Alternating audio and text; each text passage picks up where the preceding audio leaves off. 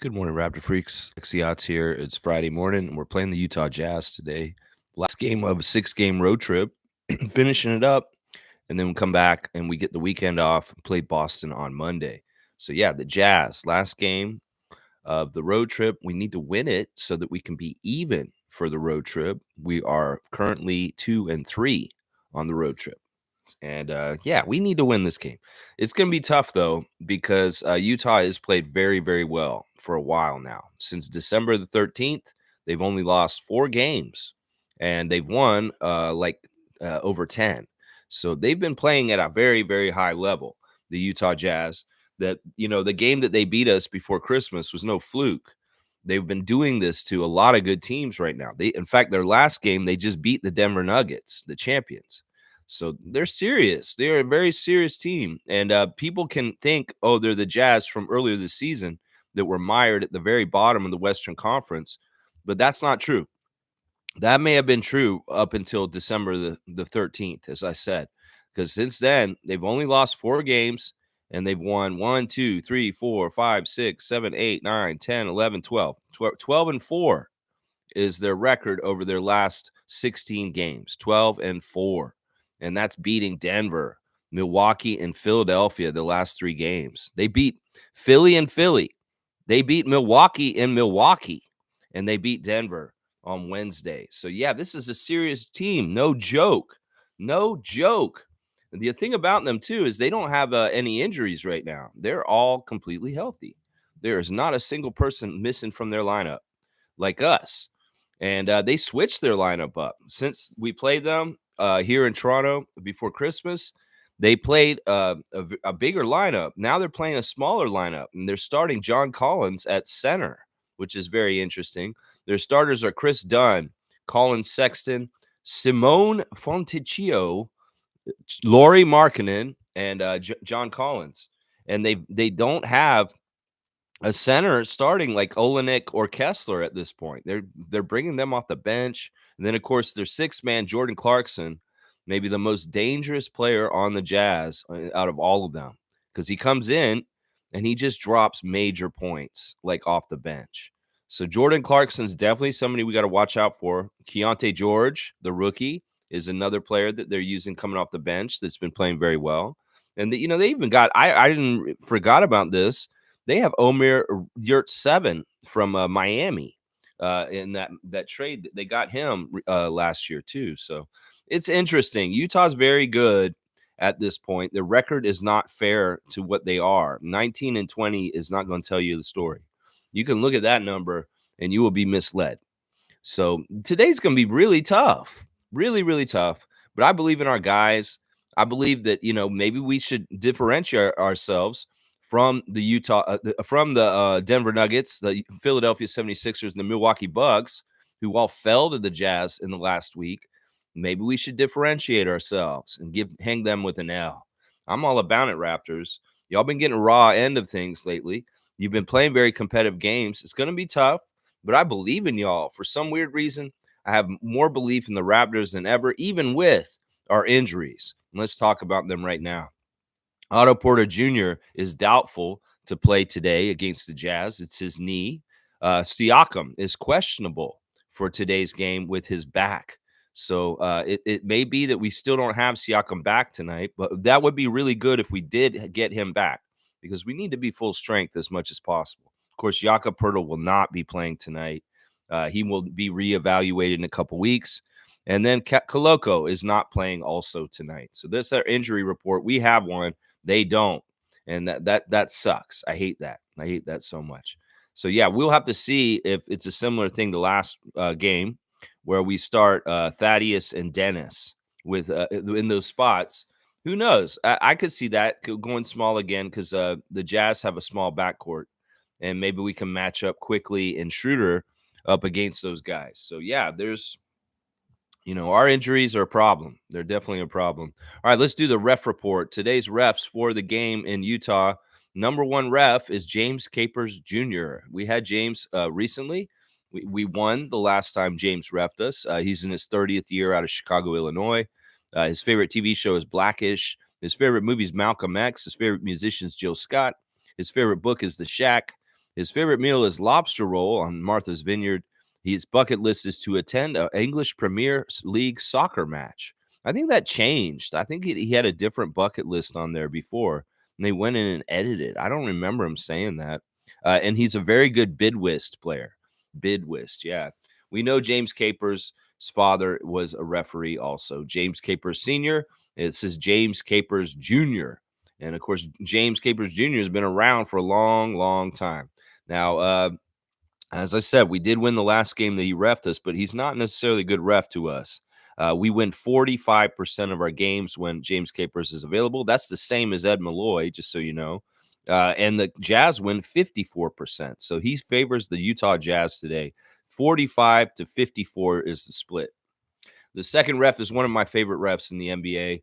Honestly, he is one of the guys that actually makes me feel like this league is still on the up and up. That's Rodney Mott, 27th year out of New Albany in Indiana. Once again, we're getting very old refs on our ref crew.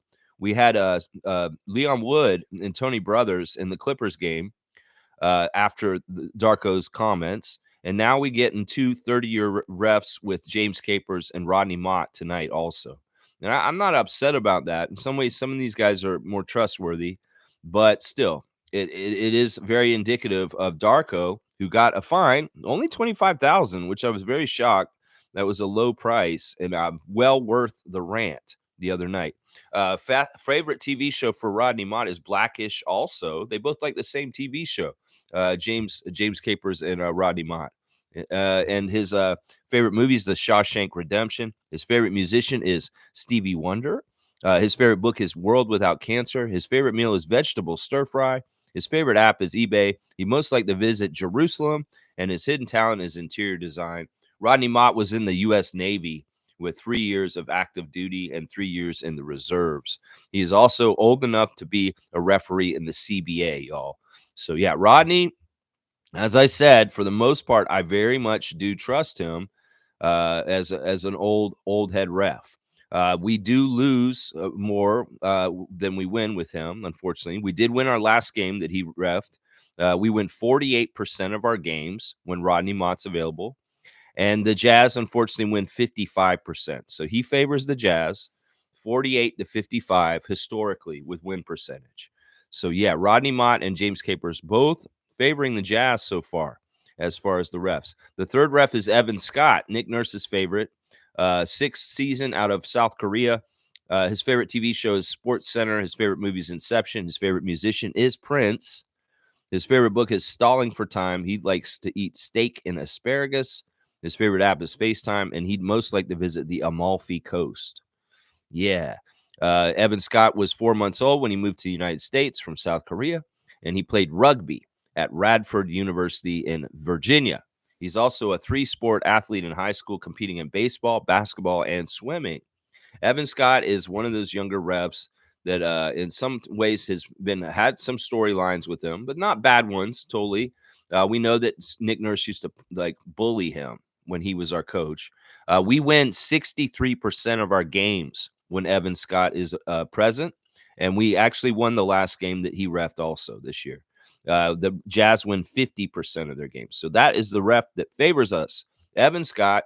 So, Scotty, don't yell at Evan Scott. You can yell at James Capers tonight. James Capers is your best ref to yell at. Don't yell at Rodney Mott. Don't yell at Evan Scott. Yell at James Capers. If you're going to yell at somebody, Scotty, James Capers is your target. 63% winning percentage for Evan Scott, 63 to 50 for the Raptors. That is your ref report for today.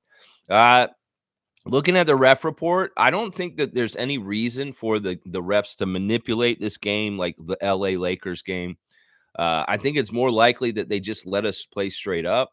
The old head refs are there to keep the sanctity of the game intact as far as it is a fair and balanced game. So I'm more likely to see Rodney Mott and James Capers do things very much down the line because they're under scrutiny. To be honest, they are under scrutiny. They're under scrutiny by the fans. The fans are watching. They think that this league is crooked.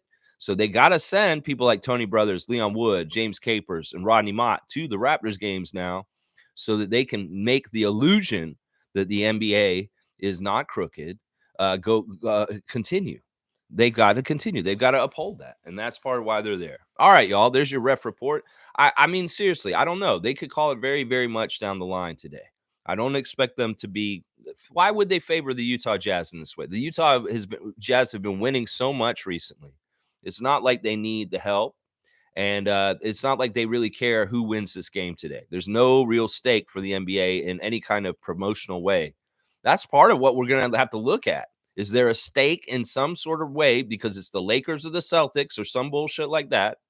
That may be what determines the factor of fuck with the game ability as far as the refs manipulating. And I don't see it tonight. I just don't see it. This is not a matchup where I think the NBA cares who wins. Let's just put it that way. Sometimes it's about whether the NBA cares about the team wins. Just like Darko said, if the Lakers have to win, tell us. We won't show up that day. Well, I don't think that the Jazz have to win today. Let's just put it that way. Dana's saying, good morning to Canadian Dana. Good morning, everyone. Let's get this win tonight. Let's go. That's right, Dana. Let's go. Let's go to Utah and then come home and have a weekend off and get ready for the Celtics. That's right. Yeah, but we got to take care of the Jazz tonight first. You go, Canadian Dana. Randolph Phillips and with the morning blessings. Good morning, beloved Raptor Freaks, most informative gang. It's game day, and we need this win. Just need the boys to come with that hunger tonight. Yeah, I'm really happy about how we've started games since the trade. These guys really take being professional and showing up to the game with the right energy and coming at the game right away and not dilly-dallying very seriously. And I really do feel like it is the addition of the two New York Knicks guys, RJ Barrett and Emmanuel Quickley, that have allowed us to start games more consistently better with better energy. These guys just take it to them right away. And there's no waiting to ease into the game. There's no, oh, I'm going to let the game come to me. No, these guys are going and making stuff happen right away.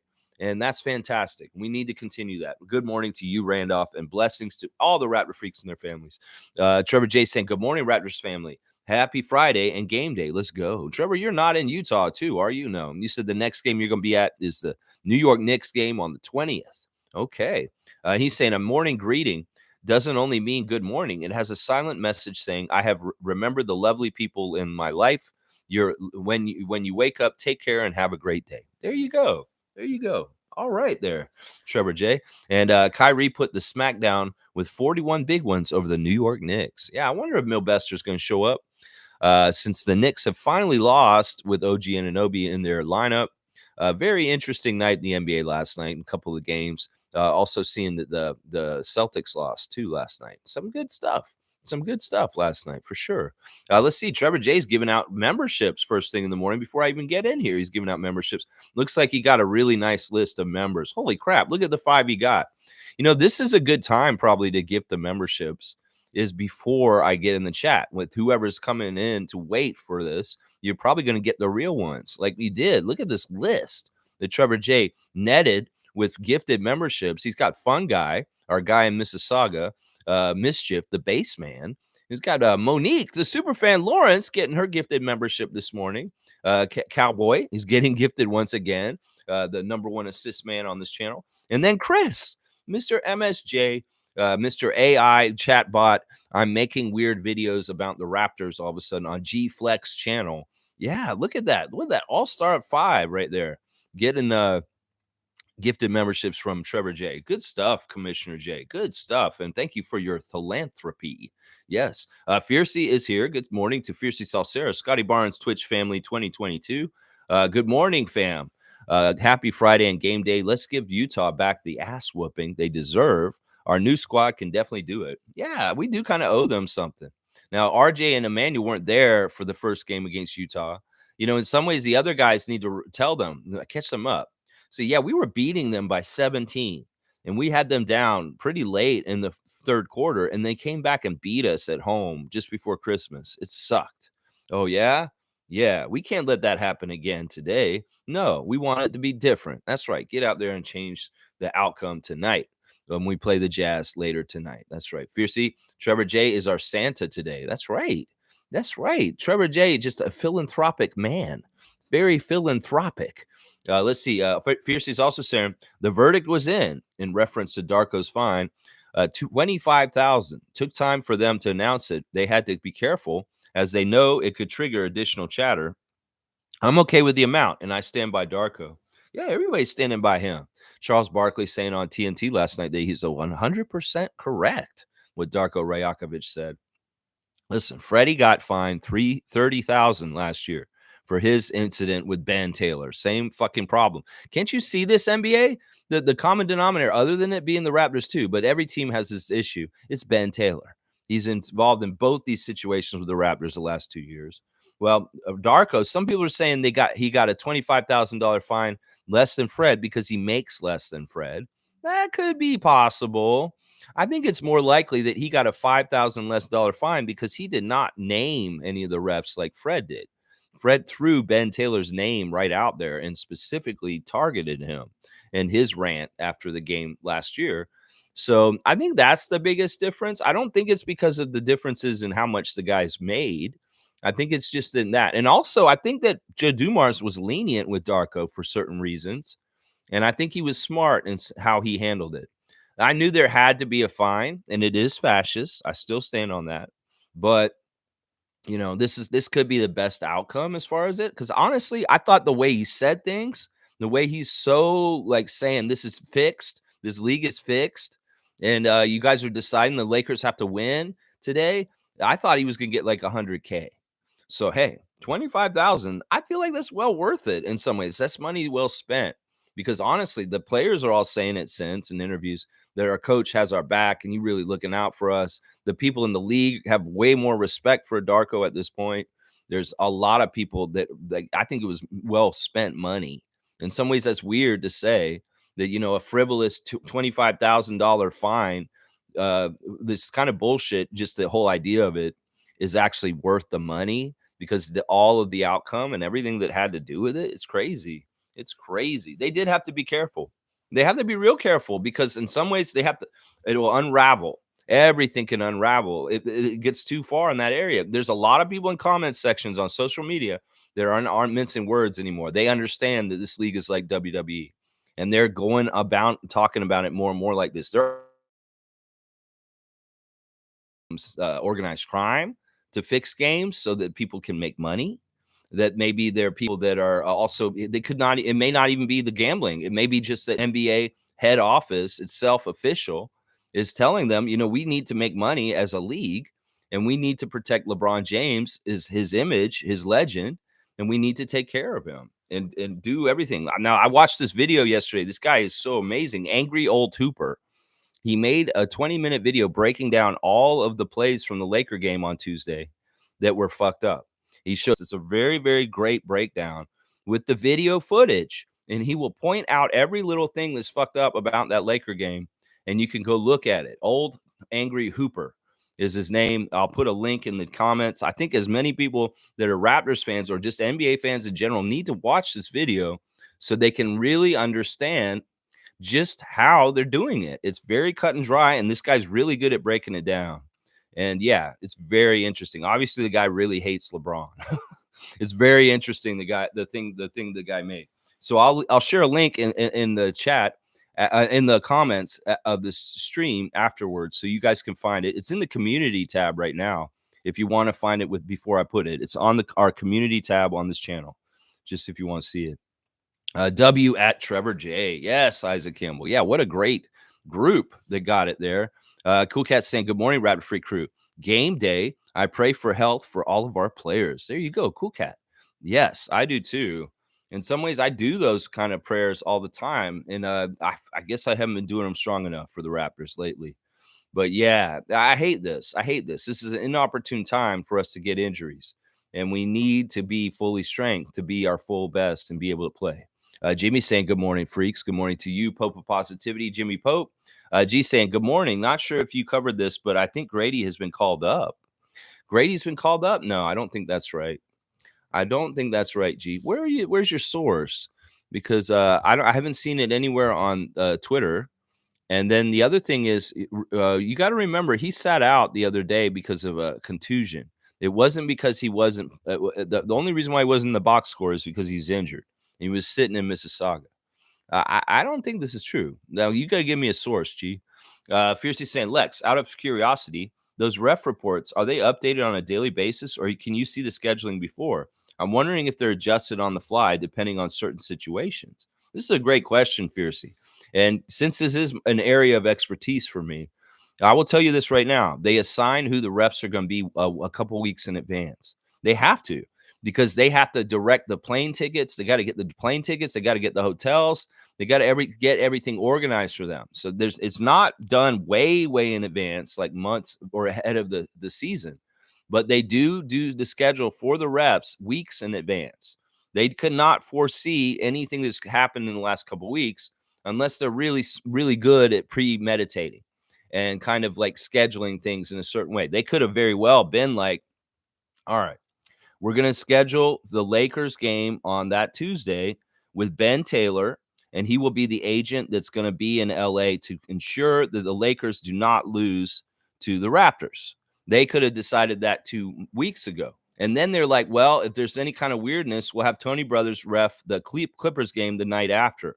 And he can, ensure certain things for integrity or something like that. But it's all done. They plan it weeks in advance. It's not done on the fly too much. They figure out where the refs are going to be weeks in advance because they have to get it all organized travel wise and arrangements for accommodations and flights. So that's really what it is. It's not on the fly completely, but they do it during the season. Like, I don't think they've organized any of the referee assignments for the month of March yet. They may be starting to get together the referee assignments for the beginning of February right now. Does that make sense? I think that's how they do it. I read it somewhere, and I think that's what they said.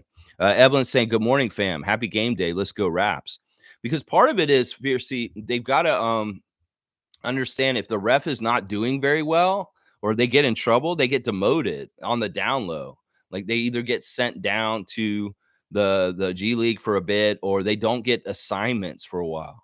And they do reward and punish the referees for how much they work. That's what happens with them. They may get less games and not get paid as much for the year because they get left off the schedule. It's that kind of stuff with them. And you can have a ref that gets demoted. Danica Mosier got in trouble, and she got demoted to G League. She's not doing as much regular NBA games anymore. She got her chance. She got up there, and she got in trouble, and now she's down with the G League at this point. Let's see. Fiercely saying good morning to Granny Evelyn. That's right. And Blackhawk saying good morning, Raptor Freaks. Good morning to you, Neil. And good morning to Bryce Lawson, holding it down in the K-Tuck. Good morning, Lex from Raptor Freaks. Blackhawks saying Siakam for life, NWO. I like that. That's interesting to me, and I'm going to give you a dunk just for bringing up the NWO. Siakam for life. There you go. Wow. And NWO. Infamous is saying, salute, freaks. Did you catch what Charles Barkley whispered on TNT during the Darko segment? He said Darko 100% was right, but also said Scotty would be superstar if he was in a different market. See, that's messed up. It shouldn't matter what markets he's in. Our market is very strong and big and powerful. That's messed up. In some ways, it's like you're blatantly just saying outright that there's haves and have-nots. That, nobody in Toronto can be a big star. I think that Vince Carter proves you wrong on that. I mean, seriously, what is up with that? Scotty is a superstar.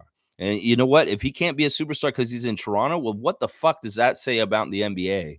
And, the way that they look at Toronto and what's going on here. It's not that this is a bad market. It's ridiculous. They have a whole dang country. In some ways, they have a huge share of like interest from people around the world for the Raptors. So I don't get this. Once again, a blind spot for the NBA in their marketing, or maybe just a very purposeful decision to not allow, more money to be made by Canadian team. It's not like even this team doesn't really, the money that's made by Toronto in a lot of ways is going to the States and the NBA anyway. It's kind of stupid. It's kind of stupid that they kind of do this because it's not like, I don't know. Either way, this kind of makes me mad because these NBA at TNT guys shouldn't be upholding this whole idea that you can't be a superstar if you're in Toronto. That is messed up. They say this all the time. They say there's no superstars in Toronto. You can't be a superstar in Toronto. Why are y'all doing this? Seriously. That's a very, very direct way of holding down the Raptors organization is by putting a perception out there that you can't be a superstar playing in this market. And that's messed up. That is messed up. Y'all need to amend this, Adam Silver.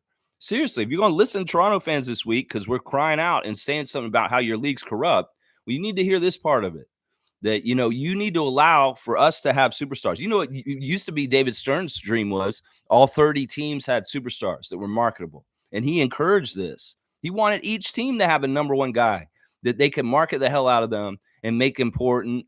And that was important to the NBA. Now it isn't. You really care. You don't care. You could have a team that has no superstars. You'll say they have no superstars. And then you'll have a team and you say, this team has 5 superstars. The Boston Celtics have 5 all-stars. I'm like, what the fuck is this?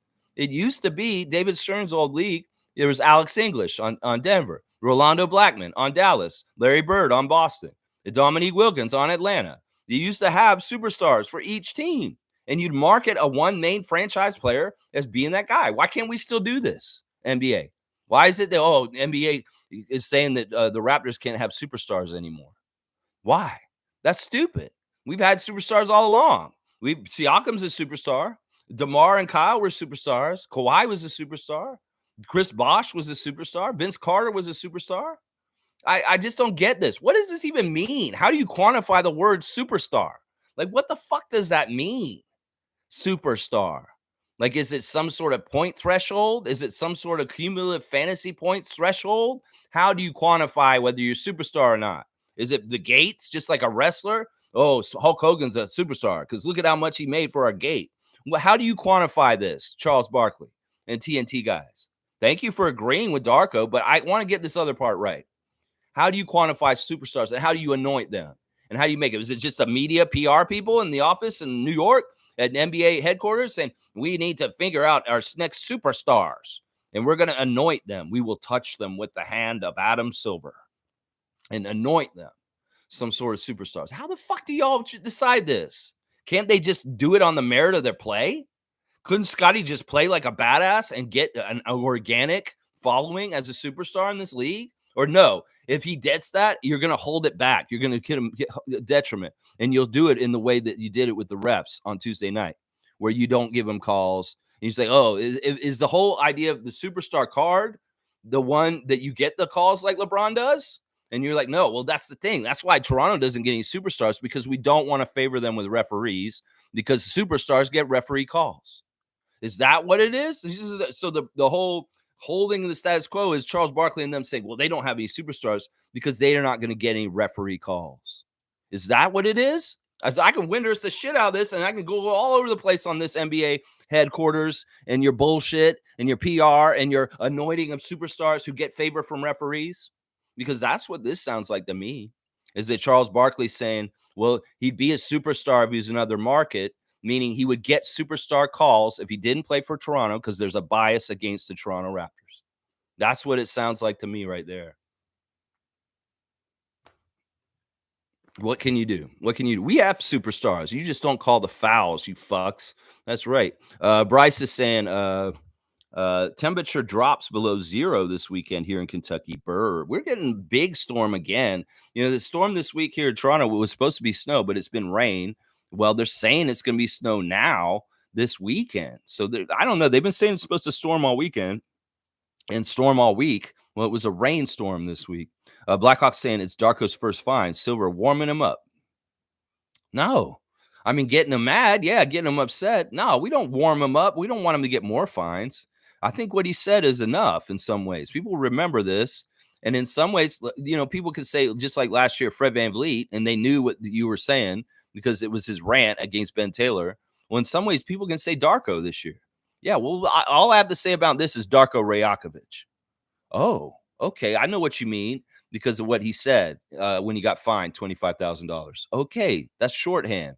Yeah, okay, you're not going to get fined for that. You could just say that. A player, a coach, anybody in the league after a game, they feel like the refs did what they did to us. You say Darko Rajakovic. You won't get the fine, and everybody will know exactly what you're saying. It's shorthand. It's code.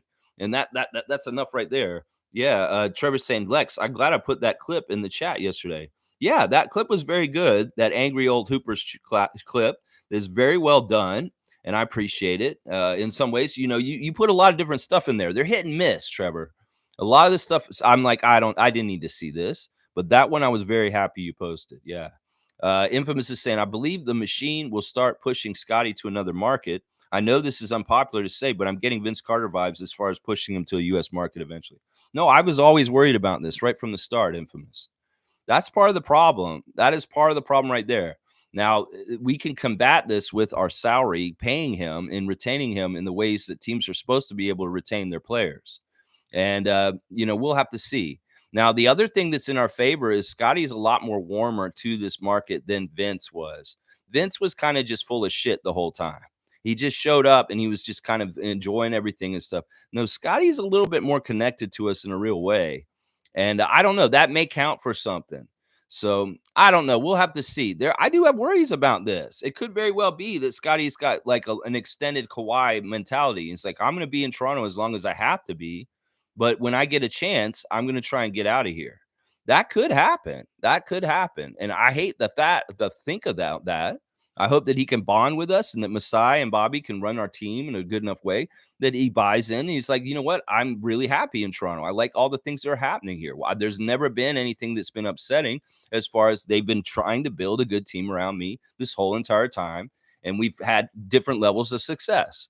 And I feel like we're going in the right direction mostly. But yeah, this is a concern I had right as soon as we drafted him. What you just said.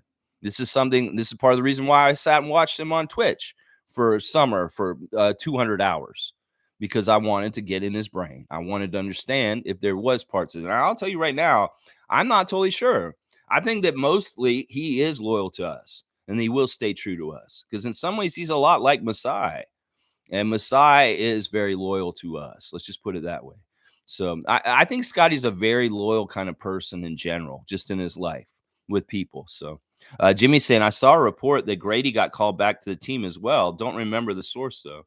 All right, come on. Let me, you guys are both reporting this. Let me see. I mean, I'm not upset about it if that's what happened. It's a good thing, I guess. Let's see. Latest. Is there anything on Grady Dick? I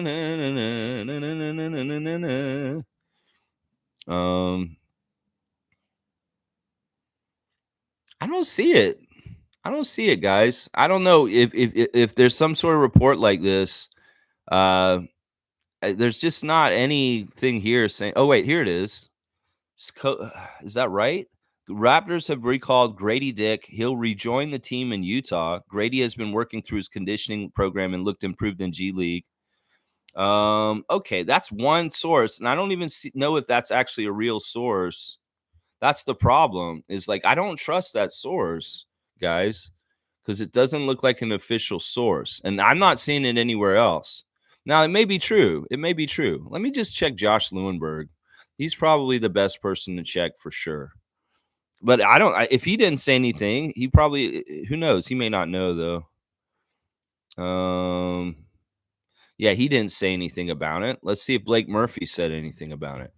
I mean, either way, it's good if he's coming. It may not mean he's playing though, guys. It may mean he's just coming to Utah to watch. All right, where's Blake Murphy of Raptors? That's who I want. There's like a bunch of Blake Murphys on Twitter. Yeah, he's talking about. Okay, yeah, he did say it. So yeah, it's official. Blake Murphy's saying that they've recalled Grady Dick. Okay, well that's good. All right. So Grady's gonna be in Utah. That's a good thing. That's a good thing. Thanks for updating me on that. Let's see. Firebolt saying that game foul breakdown video was so good. Everything is so blatantly one-sided. Yeah, amazing breakdown. This guy really knows his stuff and really good editor. And really, really just calls it all right out. I mean, oh my gosh, that video was so good. G saying reporters interviewed Durant and Booker about what Darko said. They said they didn't see the game, but had glowing things to say about Darko. Yeah, Booker really likes Darko. He was coached by Darko for a while, so he's a really big fan of his. And Durant's just impressed with him, I think. But yeah, they didn't see the game. Well, they're going to try and say something about.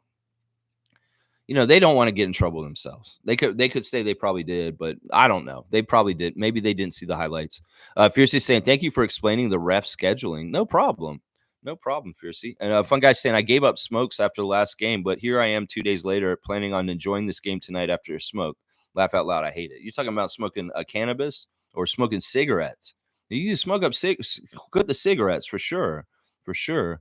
Cool Cat saying there's a strategy in place to lure Scotty to come home so the U.S. market can make more money off him. That's why he's ignored on U.S. media. So be careful who you run out of town. Yeah, see, we can't do anything about this, Cool Cat. And it's not like our fans are running people out of town. It really doesn't work that way. In some ways, listen, you're right. You're right. In some ways, this is part of the reason why that video that we're talking about, they show that Scotty's not getting respect, is because that's an insidious way on the download. The NBA will try and teach a top level player that ends up on Raptors all of a sudden. Listen to this.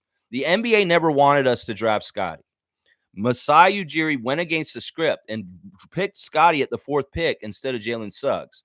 They were trying to force Jalen Suggs on us. In some ways, the NBA is mad at us for drafting Scotty Barnes. They wanted Scotty Barnes to go to Orlando, and they wanted Jalen Suggs to come up here to continue a tradition of us having undersized guards that we just don't really want to fucking continue.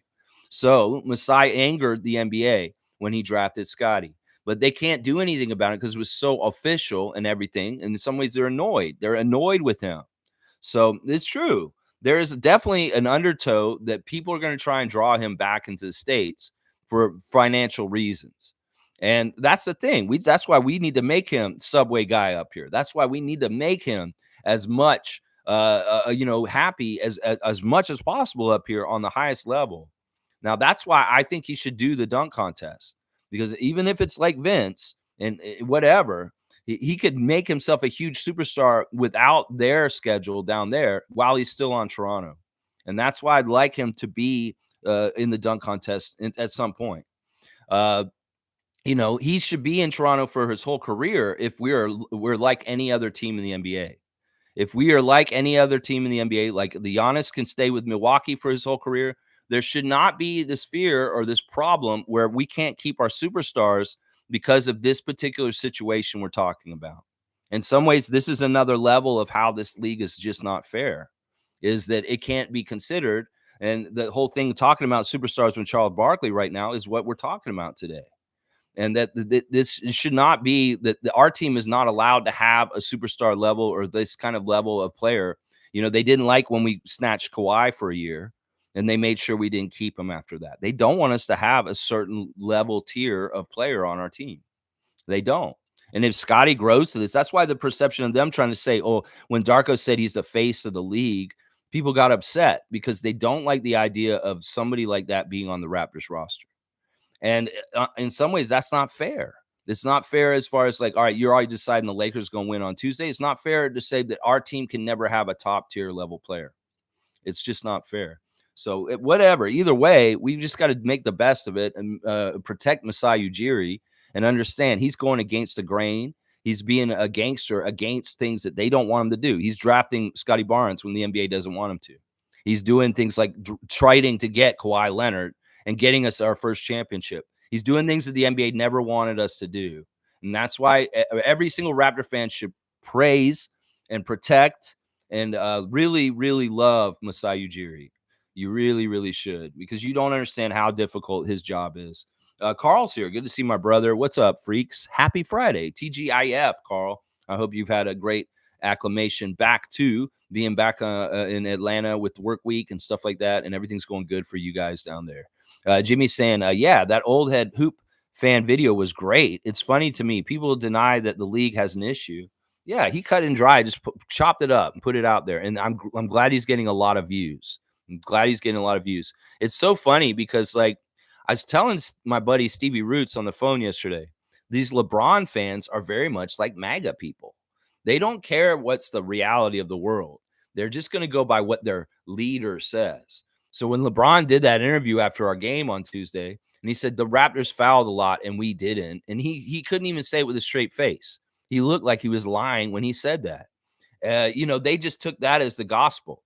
All the LeBron heads, and they're tooting their horns and going around there, and thou dost protest too much, LeBron heads, because you're going in there and saying, you guys are crying, you're whining. They came in here on my stream and started saying this stuff. They're going on an active campaign to denounce the allegations about the game the other night, the other side. But they just sound like MAGA people because the evidence is there. You saw that clip that we're talking about right now. And they're like denying reality. Seriously, they're like blind followers of Donald Trump, blind followers of LeBron James. It's the same kind of shit. They're going to believe whatever their leader tells them that is not like in any way like reality. What LeBron said was not reality when he said that. They fouled a lot and we didn't. That's not true. That is not true. But people will take him for his word because he's their God, and they will go ahead and just toot his what he's saying and say, no, he said that, and they'll make up all the bullshit excuses and all the dumbass fucking ways they can say they're saying, oh, they were mostly intentional. They were mostly intentional fouls at the end of the game. Oh, this or that. They can make all the excuses they want, but then angry old hoopster can make a video and he will just show you, well, this is the truth, motherfucker. Boom. MAGA cult LeBron James fans is what it is. They're just like that. It's the same kind of activity in a lot of ways. Let's see. Cool Cat saying OG is now popular all over U.S. media and lots of articles written, interviews, standing ovations already, address all NBA, all defensive OG defensive player of the year being talked about compared to that year's in Toronto. Proof. Yeah. I mean, listen, I don't want to key on this too much, Cool Cat. It is true. And it sucks. And you know, we could talk about this all day and we'll just get depressed. Who cares? In some ways, you got to be the kind of person that's like, you know what? I don't need your fucking recognition anyway. In some ways, you just got to be like, you know what? I don't give a fuck. In some ways, you're right. This is part of the way that you do things to encourage people not to want to be in Toronto. See, the thing is, it was never about the cold. It was never about the taxes. It's about the perception machine that builds a whole thing around it why you should not want to play in Toronto. And well, Toronto became attractive because of Masai Ujiri and the things he was doing here. So they have to continue the hard lines of the stupid shit from before. And part of it is a media blackout of the players and the contributions and the accomplishments that our players have to the NBA, that they don't get any kind of the same kind of elevation in highlight reels or consideration in all kinds of different ways. It's just like, you know, I mean, I'll use this example, minorities in the media. You know, from like a history, you know, people would say, why aren't there any black people on Friends? Why isn't this or this or this or this? Well, because people made a decision that they want to show a world that they want to show, and they don't want to show the whole part, and they want to exclude people from it. And that's part of what this is. That's part of what the whole NBA media machine has been doing to the Raptors the whole entire existence. In some ways, making the Raptors exist. Coming in the NBA, they were already setting us up to gaslight us the whole fucking time we exist. Seriously, just because we're in Canada. It's so crazy. It is so crazy. Mischief saying Utah scouting report. Jordan Clarkson, 27 points, 12 of 19 field goals, 9 assists. Lauri Markkanen. Yeah, these stats don't really help me. That's from the last game against Denver. Yeah, I mean, they're just stats. I get who's on their team, and I see who's been doing stuff. G saying Raptors recall Grady Dick as injuries and continue to mount. The Toronto Raptors have recalled Grady Dick from the G League with Pascal Siakam and Jakob tending to injuries. I don't know how much this helps us, honestly, because in a lot of ways he's not able to really play at a high level in G League. I don't expect him to come in and play for us tonight. If he does, that's great. I wish him well. I hope he kicks ass. But seriously, he's not the savior that's going to come and save us in any kind of way. Seriously, he can barely play on the G League level right now. It's not like Grady has gone through his strength and conditioning program and he's become a new player yet. No, he's not. In some ways, he's made some progress, but really, I mean, we were better off calling up like Javon Freeman Liberty, or we're better up calling up maybe even Marquise Noel in some ways, in my opinion. Justice Winslow. I don't know. Mischief saying, old angry Hooper. I watched before you said that. I also shared to social media. Yeah, you shared it. Trevor J shared it too. So yeah, we got a couple people finding him. Blackhawk saying, when I say warming him up, it means 25,000 is smaller than what people anticipated. It would look worse if Silver had fined him more. Yeah, totally. I think that's totally part of the strategy with how much they find him. Is that if they gave him if they gave him a huge amount, maybe people would be paying more attention and giving more light to what Darko actually said. Yeah, I get what you're saying now, Neil. Firebolt saying, I got my hands on a copy of Prehistoric finally. I can't wait to read it. Awesome stuff. Support Alex Wong and his great book. And yeah, we love you, Alex. And Raptor Show, what is wrong with you, man? What is wrong with you? For sure. Let's see. Cool Cat saying, look at NBA All-Star voting results. A country and not voting for two of our players. Recruiting strategy not looking good for it. You see, Cool Cat, you're too Debbie Downer. in some ways. That is, we can't control this. Like, first of all, I don't know how many people across the NBA are trying to vote for the across the Canada are trying to vote for NBA All Star. A lot of people in Canada don't care about the All Star game. A lot of people in the world are not watching the NBA anymore. They hate it. They think it's stupid. They're losing fans. You know, you can't say that, oh, Canada's not fully supporting these guys. Look at us, we're a wreck and we're depressing and we're sad. No, it's not like that. People are voting, but the problem is there's all kinds of different ways to vote, and a lot of the problem is the way they've structured the ballot is not fair. That I would get it if they put it per, like if they put all the guys' stats, they're not going to do it alphabetical like G League. G League has alphabetical ballot, which is the fair way to do it in some ways, but in some ways it's not, because it favors the people who have A last names. It's like, how do you do it? Well, you should do it where you put the top players at the ballot as far as their output fantasy point wise, or like their per, or how much they contribute on the court all around, not just the scores, but including the other stats too. And if you did that, Scotty Barnes would be in those top two rows. That's in some ways one of the ways they're holding him down, because if you look at the little stats in the box on the All-Star ballot, it shows you his stats in there, and his FP is higher than most of the people that are around him, and he should be elevated up there near closer to Joel Embiid. It's very purposeful that they put Joel Embiid and Jason Tatum's face first, too, at the top, because they want to encourage people to vote for the people they want you to vote for. That they can stack the ballot in a way that makes, you know, some people get hidden and buried down, and some people that they really want to make it elevated. And, you know, we can't do anything about that. In some ways, we got a lot of not totally smart people up here in Canada, not totally smart people in the U.S. They're just going to click the first people they see. And that is the way the NBA kind of biases their all-star voting, is by stacking the ballot, and people are lazy and they just go in there and they say, oh, Kevin Durant, I like him. Click. I'm going to click Kevin Durant because his name is the second name after LeBron. I hate LeBron. He's there on the Western side, LeBron, and then Kevin. And boom, Anthony Davis is the third name on the ballot. So it really is very much shaped and formed the way the NBA wants stuff to happen. Don't blame Canada for two things: running people out of the country for things. No, we're not doing that.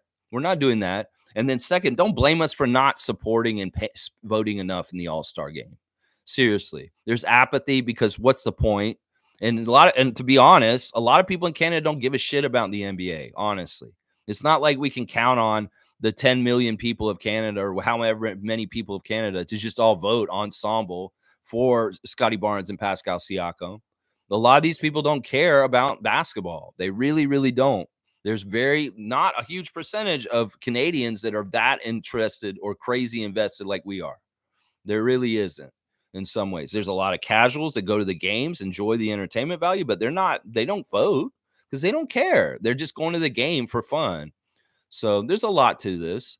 And in some ways, I don't trust the voting anyway. It's like all-star voting is stupid anyway. They vote injured people in all the time. Like LaMelo Ball is getting a ton of votes, and this man is not even played this year. He's like in the top 10 vote getters, and he hasn't even played this year. So it's like, it's not like any of this all-star voting actually matters for anything. It's all stupid anyway. Monique is saying, good morning, Raptor Freak family, and happy game day. Can we contain the three from Jordan Clarkson and not let Kessler bully us? Go Raptors. Yeah, those are two of the top things we've got to accomplish tonight for sure. Monique, we got to keep track of Jordan Clarkson, and we got to make sure that he is not going to just go off and go crazy. He can't. He's done it to many, many people. And in some ways, maybe it's Scotty who's going to get that assignment. I don't know. We'll have to see. And then Kessler, yeah, they got size on us right now. I wish they'd signed Bismack Biyombo, but I don't know. We're going to have to see what happens. Blackhawks saying, I blame the negative cynicism in the fan base for the poor all-star voting. It's just a negative cynicism for the NBA in general, honestly. Like, seriously, people are getting more and more turned off from this. They're having a couple of different effects. They see how rigged it is the other night, and we lose more people. We lost people when Scott Foster threw Scotty out. We lose more people that are not that invested. They see how this is a farce of a sport, and they're like, why do I even watch? They're not invested. So that's a lot of it right there. Can you blame people for not wanting to watch the NBA if they feel like it's WWE at this point? Can you blame them? Seriously, I can't. I don't blame them. In some ways, I wish I wasn't so dedicated to the Raptors. In some ways, I wish I could be let off the hook and just like move on with my life away from the NBA. But no, I've committed myself to this and I do really love this team a lot. But in some ways, I'd be like, man, my life could be easier if I wasn't caught in this whole stupid situation with this team. As far as like, we really don't have an easy chance to do anything. There's no like some of it's very impossible. But I'm going to continue to try and fight for it. Well, whatever. We can point to all the negative stuff. It's like Serge Ibaka said on Twitter yesterday. And it's so awesome what he said. He's exactly right. I'm going to go get his account so I can read it verbatim. Serge Ibaka is exactly right. And I want to follow what he's saying here because this is right here. This is what he said 16 hours ago on Twitter. Repetitive complaining will attract things for you to complain about. Repeated gratitude will attract things for you to be thankful about. And I want to start living like that. Seriously, I'm grateful that we have Scotty Barnes on our team. I'm grateful that we have Darko Rajakovic on our team. I'm grateful that we have Masai Ujiri. I'm grateful that we have Pascal Siakam. I'm grateful that we have Jakob Poeltl, even though he's hurt right now. I'm grateful that we're in the NBA in the first place. I'm grateful that we were we were good enough and we got a championship in 2019. I'm grateful for the opportunity to possibly win more championships in the future.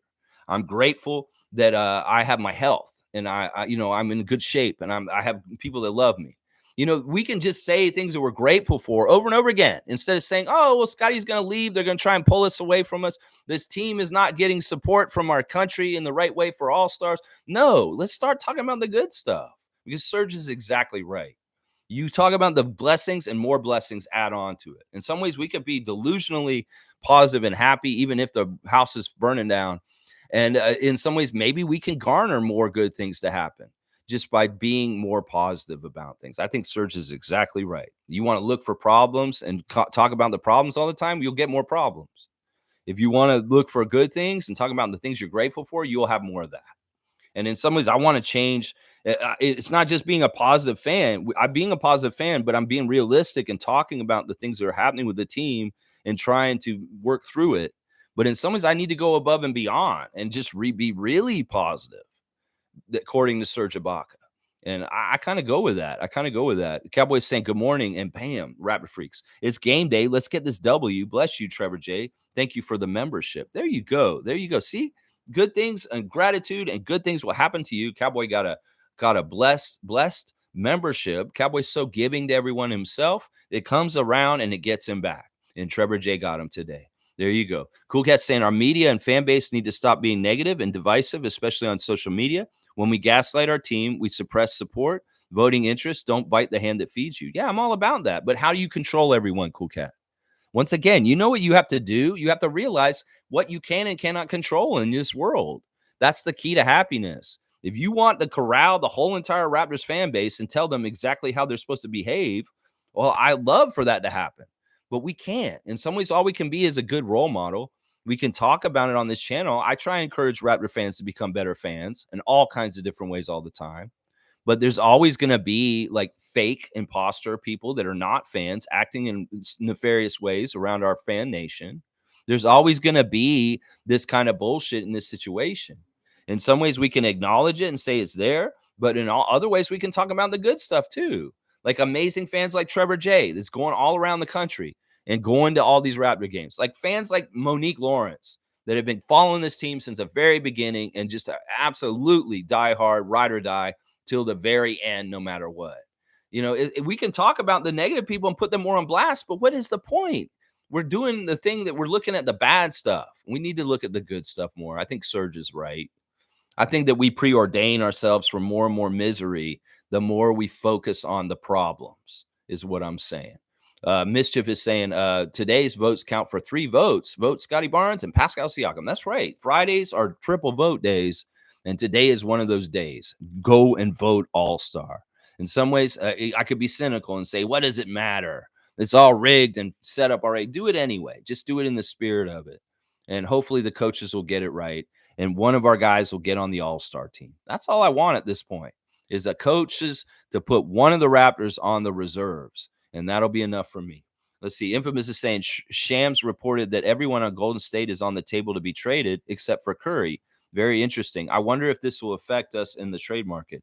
I don't care. I don't care about this. Whatever's going on with Golden State is a problem, is very much a problem. And in some ways, that's not my problem. Mugabe is saying, good morning, Raptor freaks. Lex, you see why I say no superstar want to come to the Raptors? Because they get less calls and they don't get spotlight once they get here. Well, what are we going to do about that? You know, the best and greatest people in this world go against the trends and say, you can't do this. That's what I'm saying. People told Masai Ujiri, you can't win a championship in Toronto. He said, motherfucker, I can and I will. Watch. And he did. You go ahead and tell me it's impossible. You go ahead, Mugabe. I'm just telling y'all, we can't have this mindset anymore. It's negative, it's controlled, and it's confining, and it's no good. In some ways, we need to expand our minds and get outside the box, get out of the jail cell in our heads, that this cannot be possible. You're letting Charles Barkley shape your jail cell and say that superstars will never stay in Toronto because we're going to make it hard on the media machine, the NBA official, whatever. We can't do this, Mugabe. It's just like what I just said. We got to focus on the good stuff and just believe.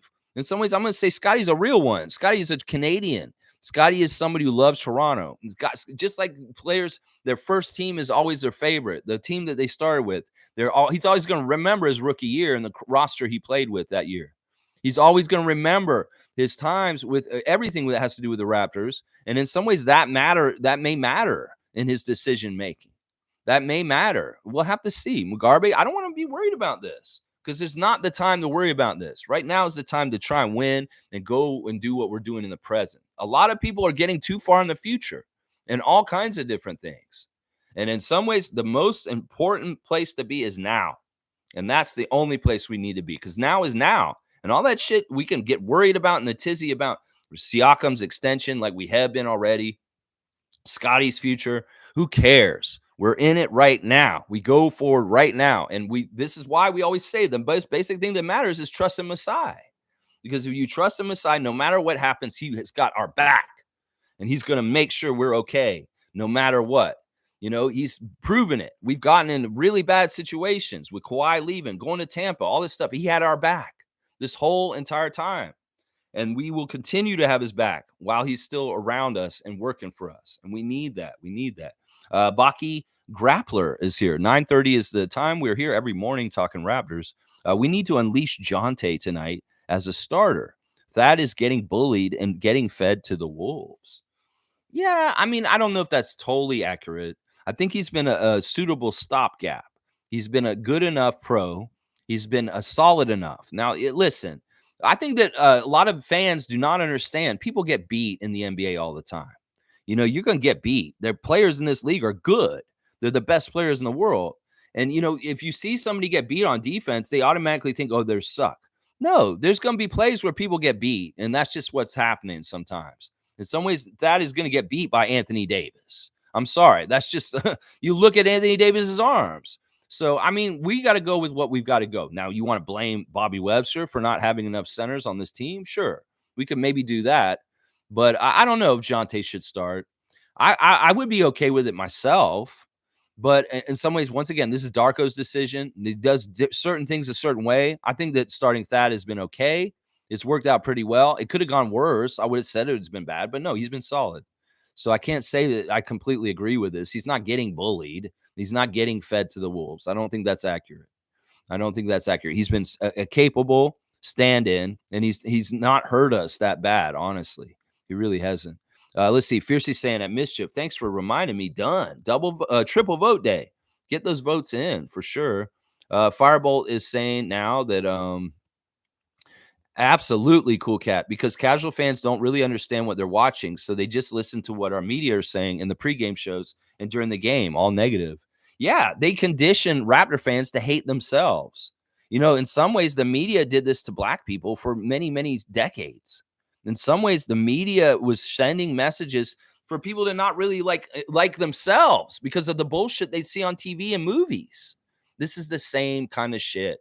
It's not. It's in some ways it's a much more harmless form because that is way worse in some ways. But I'm just saying these are media tricks that people use, and that's what they're doing right now. And in some ways, our fans are dumb. and they buy it, and then they hate us. They hate themselves because they're taught to hate themselves because of the media. It's really messed up. And talking about casual fans, there's a clip circulating right now of Thad Young when he got that breakaway dunk against the Lakers the other day, and they're trying to say that he traveled because he only dribbled it once from half court. You idiots! You think that that's a travel? You don't understand basketball, and you should not be watching it because you don't know the rules. Obviously, you could go watch that play where the ball goes ahead of him and he runs up to catch up to it and puts it in. It's not about dribbling. He didn't even actually have the ball. The ball was loose in that play, but nobody else was around to get it. Like, I feel like some people shouldn't be watching basketball because they really never played it. They really never got the basic idea of what the basic rules are. They obviously don't understand what travel and what dribbles are. They obviously don't understand what's important about the game as far as defense and rebounding. They're really just very casual, stupid fans that really don't understand basketball. Some of them may be coming in because of the gambling, and they really aren't there other than to make some money off of watching something, and they really don't understand the game at all. I don't know. I don't understand how people thought that Thad Young play is a travel. Are you just stupid? Did you never play basketball yourself? That's what I have to ask people when they think that the Thad Young thing, because he took one dribble from half court, and they think because there's all those steps in between. He doesn't have the ball in his hands, you idiot. The ball is ahead. He's progressed the ball ahead of him, and he's going to go get it, and he'll grab it and dunk it because after he grabs the ball, did he take 3 steps after that? No, he didn't. No, he didn't. It's ridiculous. It's stupid. Blackhawks saying, yes, they do need to stop. The conversations are immature, and the damage it does aren't seen until it's too late. I don't think it does any damage. I think that people are going to say a bunch of stupid shit all over the internet, all over the place, different ranging idiocy, deplorable, despicable shit, all the way to, whatever level, what we're doing. Different people are going to say different stuff about the team all over the place. And a lot of it doesn't even fucking matter. It really doesn't. It really, really doesn't. Y'all see it. Y'all get upset about it because y'all see it. But if you didn't go look at it, well, it's just like the saying, if a tree falls in the woods and no one's there to hear it, you can treat it like that, Neil. You don't have to go in there and listen to those people. You don't have to even know they exist. They can go ahead and just be people that are online just saying stuff, and they don't know what they're talking about. And you don't have to give them your attention. That's your choice. And I don't know what kind of damage they're actually doing. Honestly, they don't have as much power as you think they do. None of these players are actually going in there and reading all what they have to say. No, they may be pushing on their perception to other people and maybe getting more people to be stupid and negative and dumb. But for the most part, I don't really. Part of it is you're empowering them by saying they have power. They don't. They do not have power. That's part of the thing is they really don't have power. They may have a sphere of influence around their little group of Zazu spaces or whatever places that we're talking about right now. But that doesn't mean that they have any real power over the team. That just means that there's some losers that are online saying stuff all the time. Maybe like me, just a loser online talking every day in the morning. No, I'm a winner, baby, because I'm here every day and I put in the work. And that's part of the difference. Yeah, we don't have to give them power, Neil. I think that's the lesson here. We give them as much power as you want to on an individual basis. None of the people in the team, none of the players are giving them any power, so don't worry about it. How about that? Yeah. Blackhawks saying Grady is good for scrappy plays. He will need a lot more development to be a productive shooter. Yeah. I'm really disappointed that his shot has not just instant translated. In some ways, I see people like Brandon Podziemski and Keontae George, like we're playing tonight. And I'm like, these guys are making NBA level shots right now already coming in. And in some ways, it's kind of annoying to me that this kid was supposedly known as a shooter, is a great shooter, and he's not coming in ready to go. In some ways, that's annoying me. Carl's saying the same crap is happening to FSU. The NCAA retaliated for the backlash they got for excluding FSU from the college playoffs. I saw this, Carl, that in some ways they're getting suspended for different things. There's something about the transfer portal and a booster coming to a meeting and them offering a player $15,000. They're saying that they did this wrong. And yeah, it does seem like it's retaliation. It does for the raising the stink about the college football playoff situation. Yeah, it's messed up. Sports is really in bad shape. And in some ways, we may all become ranting old people They're like, I remember how it used to be back in the day, and it's not this. And the young people won't even know that they're in a sham of what this sports competition is at this point. The gambling and the sports betting, the money in college sports is going to ruin a lot of different things about these sports and making them legitimate. And it sucks. It's sad. In some ways, it's like, man, maybe I do need to start just focusing on gardening and plants way more than NBA or Raptors or basketball for the rest of my life. In some ways, it starts making me think that, because it's like, what is this farce? I don't watch WWE anymore. I don't want to watch fake shit. So why the hell am I watching the NBA? Is what I'm starting to think. Carl's saying if it doesn't meet the dialogue, then the leagues will always manipulate reality to make it fit their dialogue. Yeah, yeah. They want to control the narrative. They want to control the money making, and they will do things and say things and control the perception to allow for maximum profits. That's why they protect LeBron James. That's why they need LeBron James to be winning, even though his team has been a failure for like 5 years now, for the most part. And they have to prop him up. And it looks so fake because his team is shitty and they do not play well together. And he's lazy. And it's like you can prop him up for so long until you get caught, because you can't. It looks so bad. You cannot do it in a stealth way. You cannot do it in a covert way that nobody is not seeing what you're doing, because the Lakers are so bad. You're going to try and help them win all the time. Well, you may be telling them, it's like, look, Darvin Ham, LeBron, y'all need to be at least a little bit better before we push you over the top and absolutely make y'all win, because y'all are so bad. We can't make it look good without it looking like cheating right now. Y'all need to be just a little bit better, please. We're trying to work with y'all. We want y'all to be a top team. We really do. We're encouraging it. See, that's the kind of force that's going towards that team. And the whole opposite is going towards our team in some ways, which is messed up. Cowboys saying a couple of videos on YouTube about the Raptors getting cheated by that punk ref. Good job. Yeah, that video is really good. Angry Old Hooper. I appreciate you. I really do. Cool Cat saying, please go out and vote for our players for NBA All-Star. It is important to our players. Let's show them that we support them. That's right. They know we do. They know we do. They feel the love. Come on. They know they got real ones. Once again, I'll say this. The Raptors, the players, the way they feel about fans is how they feel when they see you in person. They don't care about online. People can be the biggest, toughest bully and stupid person online when nobody can find out who they are. They're anonymous. They're behind a handle. They can say all kinds of shit. They don't listen to these people because they're not real people. They're just fucking fake people behind accounts, or they're just, who cares? Who's going to listen to them? But if you're in person, you come up to see Chris Boucher on the street, and it's his birthday yesterday. You say, Chris, I love you, man. You're a Raptor. You're the best. I hope you do really good stuff. Thank you, man. Thank you. You're a real fan. Thank you. That's the kind of shit that they see the fans from. And that's the stuff they get in real life. So you can say, okay, you think Chris Boucher's sitting on Twitter for 2 hours that night? Maybe, but probably not. And if he is, they're very focused about who they follow. They very much have certain people they'll follow, and they're not following every jabroni out there and all the stupid opinions out there. So it's really how they interact with people. Do you think a lot of people are being assholes to them in their face? No, they're not. They could be the same people that are writing toxic shit about them, and they'd run into them on the street in downtown Toronto and they'd kiss the Raptors' ass. They would. They'd be saying like, oh man, you guys are so great. I love watching you guys play. You're amazing. And then they go home and they're writing, yeah, Siakam is a bum. I hate him. All this kind of stuff. You know, that's how cowardly they are. And I'll tell you, that's exactly how they look at it. They look at the fans as who do their face. And the people that are online are trolls. They're not fans. And they are able to distinguish between the two. Trust me. They're able, and they know that these kind of people are in every fan nation. It's not any different in New York or LA or Boston or Atlanta. It's the same thing. There's going to be toxic fans in every single same fan nation. So it really is a case-by-case basis. It's just like in real life. You're not going to say all these people are bad people in this group. You're going to go meet individuals and determine on your own. You're going to go out and you're Scotty Barnes in downtown Toronto. Nobody's going to be an asshole to you. No, they're not. So this is why I don't get why y'all worry about this so much.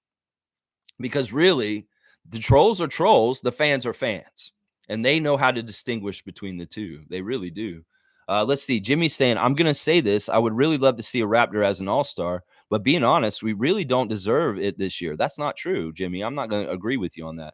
Maybe if we were having a better season, Scotty would have been an all-star. No, he's going to be an all-star. It doesn't have anything to do with record. I mean, if LaMelo Ball's an all-star, come on. Seriously. You going to tell me that LaMelo Ball was supposed to be on the all-star game in the last couple of years with the way Charlotte Hornets have been with their record for a couple of years? Yes, he's been on the all-star team. It's because he's an upstart, superstar kind of player. And Scotty is the same thing as LaMelo Ball, if not better. There's no reason why Scotty shouldn't be on the all-star team this year. He has the stats. He's blowing up. He's making eyes open up, and people are watching him, and they know that this is true. And the coaches are going to reward him. I'm telling y'all right now, I'll be very shocked if the NBA coaches do not put him in the reserves for the Eastern Conference for All-Star this year. I'm telling y'all right now, he's going to get it. He's going to get it, especially if he has a couple more strong games to close out January right now. And the Raptors are going to win more starting now, too. So in some ways, there's a lot of things that are in his favor to make it, and he will. Watch. You say we don't believe it? Well, that's in some ways, Jimmy, what we're talking about. You've been conditioned by the NBA media machine to say that we don't deserve it. Well, I'm going to say once again that it's their best interest to have some sort of Canadian content in there. And you guys are going to say, well, SGA will be playing. No, that's not good enough.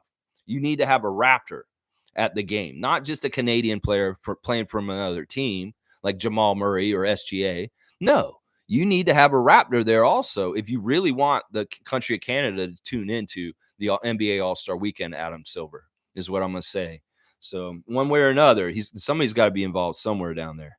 David saying the NBA sucks, but I still vote. Yeah, I still watch. I don't know why. I don't know why sometimes. Mischief saying thumbs up to Fiercey. And Wayne saying we're looking at a 42-win season. How does 2 or 3 or 4 win streak do for us? We need to win. We need to win tonight because we're already down 1 in the next 5. We have to win 3 out of the next 4 to keep pace for this right now, at least in this bracket of 5, is we need to win. We've lost 1 of the first 5, the first game of the 5 on this second string. So, yeah. Fiercely saying, Lex, Joel and Tatum are the first choices to pick from the list because their points per game is higher. Now, is that how they oriented it? That's what I'm wondering about. Is it because of points per game? Well, if they have a system for why they put them in the order they do, then I'm okay with it. But there doesn't seem to be any rhyme or reason to how they order the All-Star ballot. I would think that it needs to be by not just points per game. It should be done by like the per, as far as it takes into account assists, rebounds, steals, and blocks also. Is the per. The per should be there. But yeah, is it because they have the highest point per game in the Eastern Conference? Well, I mean, if there's some rhyme or reason to why they order the ballot the way they do, then I could get behind it, but there doesn't seem to be. It seems like they're just like picking favorites and kind of hierarchying them. Let's see. Cowboys got Darko on blast. Seymour saying minus 33 today. It's crazy cold out west. Wow. No way it's minus 33. Laugh out loud. Yeah, I'm in Calgary. It's so cold. I didn't plug in my ride, and now it won't start. Yikes. Holy crap, Seymour. Well, I hope you can figure things out and get to your destination one way or another. Let's see. Firebolt saying the key to happiness is understanding what you can and cannot control. Absolute facts. I think you deserve a dunk for that one, Lex. Thank you, Carla. Thank you. Yeah, all right, I will. That's just one of the tenements of my sobriety, is that in some ways I really have to understand this, and I really think about it deeply on an everyday level. Is just like every single thing that troubles me, every single thing that may get me disturbed or upset, I have to think about, can I do anything about this? And if I can't do anything to change it, to make it better for what I'll be happier with it, then I have to let it go. I just have to let it go. That's what it is. And in some ways, this is part of the problem. People trying to control other people is because they're miserable and they try and do that. But that's wrong. You shouldn't try and control other people, because when you try and control other people, you're in trouble for this statement. Because once you try and control somebody else, you can't control somebody else. You're putting your happiness in their control because they didn't do what you told them to do. Well, you're screwed. You're screwed right away. And people will let you down. People will let you down. If you try and control other people, they will let you down. And it's not right to do that anyway. It's not right. Fun guy saying it's 3 degrees today. It's actually nice in Toronto. Yeah, it's not bad here. They keep saying it's going to be snowstorm, but I don't know. It seems too warm for us to get a winter snowstorm right now. Seymour saying, damn, y'all lucky. Enjoy that good weather. I know. We've had a very, very seasonably warm winter so far. Toronto's been very happy with their winter so far. We'll have to see how February is. Cowboys saying the Alberta life. Good luck, bro. Yeah, that's that prairie life out there. Yeah, that's right. Fun guy saying, hang on. No. It's only -8 here in Newfoundland today. Oh wait, I jumped ahead. Fun guy. I'm on fun guy. Let's see. Holy fuck. Wow. I've never looked at the weather before and seen a -30. That's crazy. We've had a -30 here before. I remember -30 here in Toronto before. Seymour saying, salute all the Raptor freaks and freakettes. Yeah, stay warm and get to work okay. Firebolt saying it's only -8 here in Newfoundland today. You're in Newfoundland. I didn't realize Firebolt's all the way on that Atlantic coast. All right, now we are coast to coast. I never realized this. I always say we'd have BC people, and we needed somebody from the Maritimes or from the very Atlantic Canada, and Firebolt is in Newfoundland. This is amazing. I didn't even realize this. You never told us where you were. Not a bad day at all. We had 120-kilometer-hour winds yesterday, though. Holy crap. That's some crazy winds out there, Firebolt. Holding it down on the right side of Canada, on the Atlantic coast of Canada. That's right. Firebolt. All right. I found out something new. Mugabe saying -37 with wind, -45 in Edmonton. Yeah. Mugabe in Edmonton feeling it too. Yeah. Alberta. Holy crap. Seymour saying, Mugabe, you're in E-Town? Okay. Salute you, broski. Alberta weather is insane. There you go. Mugabe and Seymour holding it down in Alberta for us. That's right. We got Calgary and Edmonton hold it down. We got Newfoundland holding down. This is awesome. Seymour saying from coast to coast, blessings to all. That's right. Blessings to all. Cool Cat saying our vets did a great job filling in for Jakob and Pascal's absence. They demonstrate IQ over athleticism. Love how they exemplify stay ready for the youngins on our team. Kudos. It's funny. They're talking to Dennis on the Raptors show yesterday, and Dennis was talking about Garrett Temple getting to play in the last game. And he's like, I was so happy to see Garrett come in. And it's funny because Darko said, Garrett, you're in. And Garrett said to him, me? He's like surprised that he was going to get to go in and be a part of the regular rotation against the Clippers on the Wednesday night game. And Dennis was talking about how much fun it was to be out there on the court playing with Garrett, him actually getting to play. He's like, it's so fun because we play in practice all the time. And then getting to play with him in the game, it was joy, is what Dennis Schroeder was saying on the Raptors show yesterday. So, yeah, it was cool to see the guys step up and fill in. Like, that is not the perfect, of course, but he's adequate. He's adequate. And that's all we can ask for right now. In some ways, we just need an adequate fill in while Jakob is out. And I know, I get it. I'm not against putting Jonte in the starting lineup instead and letting him try and go. Maybe tonight is a good matchup for it. You know, in some ways, we needed that out there to start center against the two LA teams because you're dealing with LeBron James, Kawhi Leonard kind of stuff. And this Utah team, since they're starting a little smaller also these days, they're not starting Olynyk or Kessler. They're starting, like I said, Collins and Markkanen in their front court. Maybe we could get away with starting Jonte Porter tonight. And that was a very good comment earlier. Yeah, I feel like that could be true. But yeah, I'm really proud of them too, Cool Cat. And it's a testament to the professionalism. He's not just a nice fancy suit coming into the game. He's not just a player rep in the player union. He can still play. He can still get out there and play. And Shakina Young and his husband, his wife also would probably say that, yeah, our husbands can still play. Watch. Yeah, they can.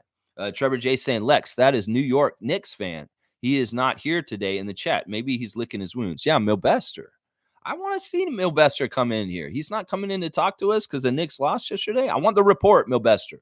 Why'd y'all lose in your game? Why did it happen? Firebolt saying, Raptor freaks all over. I love it. Spread the positivity as far as we can. Smash the like button. Share the stream. Let's get fans to open their eyes. Yeah, in some ways, this is bigger than Raptors basketball. This is about life. This is about how to live a more positive, happy life, even with crazy things that aren't fair in this world. It's really, really, you got to navigate it in some ways. Mugabe is saying, Lex, I'm not worried. I'm just saying we all know the NBA machine is against us, that we don't mean we got to stop being Raptors fans. Boom goes the dynamite. Mugabe, I never doubted you, my friend, man. I never doubted you. I knew you were a real one all along. And I'm going to give you a 3-pointer for that one. Because honestly, in some ways, that's the right attitude. We just know what we're up against. but he's diligent and he's loyal and he's staying. And it's like, look, I'm with the Raptors no matter what. I'm riding or dying with them, just like Monique. And, listen, we know what we're up against. It's just going to be tough. In some ways, we got to just go for it.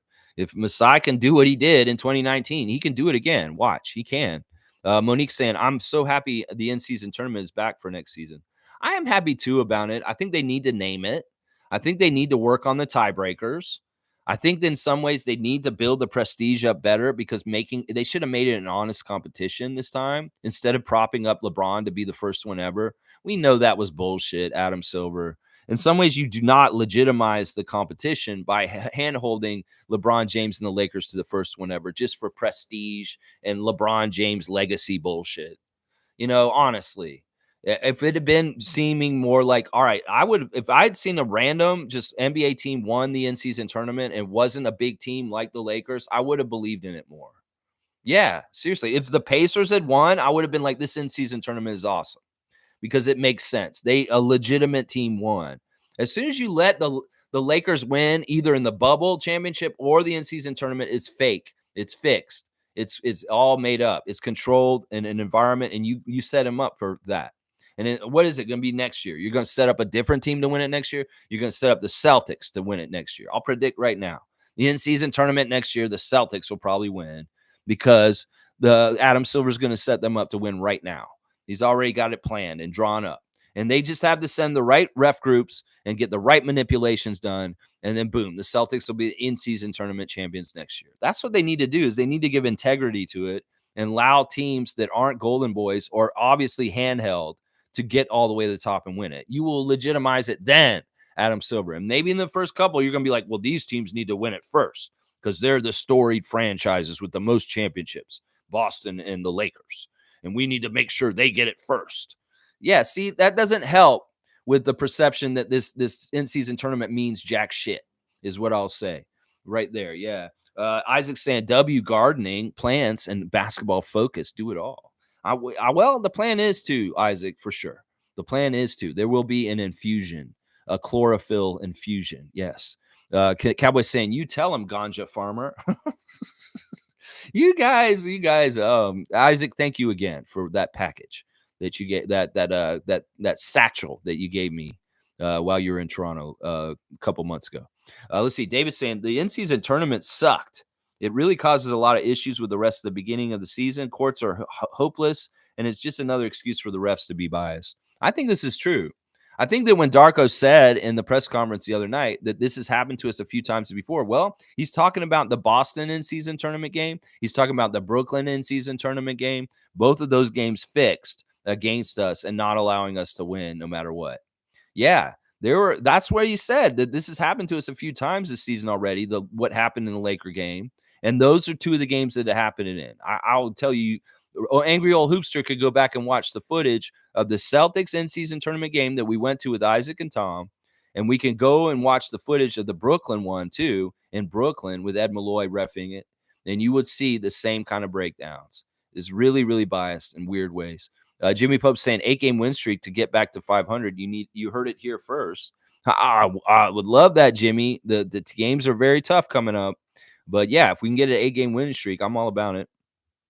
Cowboys saying, let's go. And he's saying, manifest. That's right. 8-game win streak. Manifest. Bring it into the world. We're bringing this win streak into the world. We're going to win a lot. That's right. Let's see. Jimmy saying, I just don't think losing teams should have all-stars. I've always had that stance. I love our guys, but in my eyes, you got to earn it by winning. Just my opinion. Well, what if we're not winning partly because we're being held down on purpose? Like, what if that's part of it? Because we are. We've been held down on purpose by the schedule. We've been held down on purpose by the refs. We've been held down on purpose by the media machine. So in some ways, I don't believe this. I think that in the NBA in the 80s, when I used to watch it when I was a kid, they tried to have as many teams represented at the All-Star game. There's 24 All-Stars, right? 12 on each side. And there's 30 teams in the league. Well, not everybody's going to get an All-Star. That's true. And if you're a really, really bad team, you shouldn't get one. But if you're a really good player on a bad team, you should get one. Like if you're playing in an all-star kind of level and you have all-star kind of numbers, you should get one in some ways. You could be on the worst team in the league. You probably shouldn't get one. But if you're on a team that's kind of like where we're at and you're pretty good and you're having a leap like Scotty, yeah, you can get it. You can get it. You can get it. I don't believe that some of the teams should have multiple all stars. I think that some of the teams that get two all stars don't deserve it. I think that, teams like the Celtics should not get like four all stars. I think that maybe they could get two. I think that the top teams could get two. But whenever a team has like three all stars, I'm like, this is bullshit. This is absolute bullshit. And that's something that bugs me. G saying ordering the ballots by points per game encourages selfish ball and volume shooting. Yeah, if they're ordering it by points per game, well, they're just continuing the over importance of offense and scoring and being selfish around basketball in the world of basketball. David's saying, well, we'd be pretty close to winning record if it weren't for the big three we face regularly. Yeah, I don't even know which big three you're talking about. Cool Cat saying, Lex, the ranking is all based on points per game for the season, and they show the assists and rebounds in the percentage ranking. Okay, so it is ordered by points per game. See, I was trying to figure this out. I still don't think that's the right metric. I think that like getting all the stats involved is more important. That would help Scotty, that's for sure. Fiercely saying, good luck to Seymour. Yeah, getting whatever cranked up in the cold there. Jimmy saying, laugh out loud. You're right, David. Was David saying, yeah, the big three. Are you talking about the big three refs that we face? Fiercely saying, Rabbit Freak family from coast to coast. That's right. We got Newfoundland to BC, although we don't have any BC reps here right now. Jimmy saying, Rabbit Freaks is everywhere. That's awesome. And David saying, Jonte starting tonight makes a lot more sense than last week against LA teams. That was the right call, and he played great compared to reasonable expectations for him. Anyone thinking otherwise, guess how many fingers? One. And it's the middle one. Yeah, I think it's because it's a younger team and the experience level of like the LeBrons and Kawhis, you needed a Thad Young to counterbalance that. But maybe against the Jazz, Jonte could start. We might have to see him. Let's see. And Fun Guy's saying, I'm sorry, but we just got to start Porter. We can't afford another Thad start. We got weeks to go before Jakob comes back. Yeah, I don't know. I don't know. Saying we can't afford another Thad start. What if we start Thad and he plays 5 minutes and that's it? And then he doesn't play for the whole rest of the game. We can afford another. Don't be over dramatic. I'm okay with Jonte starting, though. And I think this would be a good game for that to possibly happen. David saying, why does everyone think Thad was so bad? He was actually quite good in the first game. He started Raptors fans always looking for a reason to bitch. Laugh out loud. Well, part of it is people have preconceived notions and they get into this whole head about the person and they have baggage. Like Thad is too old to play. Dennis is too selfish and weird. They just go with lazy takes because they have a reputation ahead of time. Like they hear all this stupid bashing of Thad Young and him being old and why is he on the team? And it's really hard for them to revert out of that or see out of that kind of point of view. And it's not fair to Thad at all. Just like it's not fair to Dennis. The kind of the bias towards him from things from the past. It just doesn't make any sense. And you know what? It shows who's educated and understands basketball and who doesn't is really what it is. David's saying the big three are the officials. Yeah, I knew it was. The big three, Ed Malloy, Scott Foster, and Ben Taylor. The big three garbage cans. Amazing ref crews. Fiercely Salsera. David saying at Raptor Street, you missed this comment. This is what the trues were in response to. Which comment did I miss? I don't know. In some ways, I can't go back right now.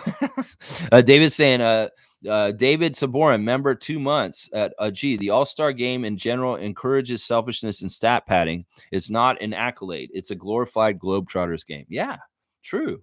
It's a recognition thing. It's a little kudos thing.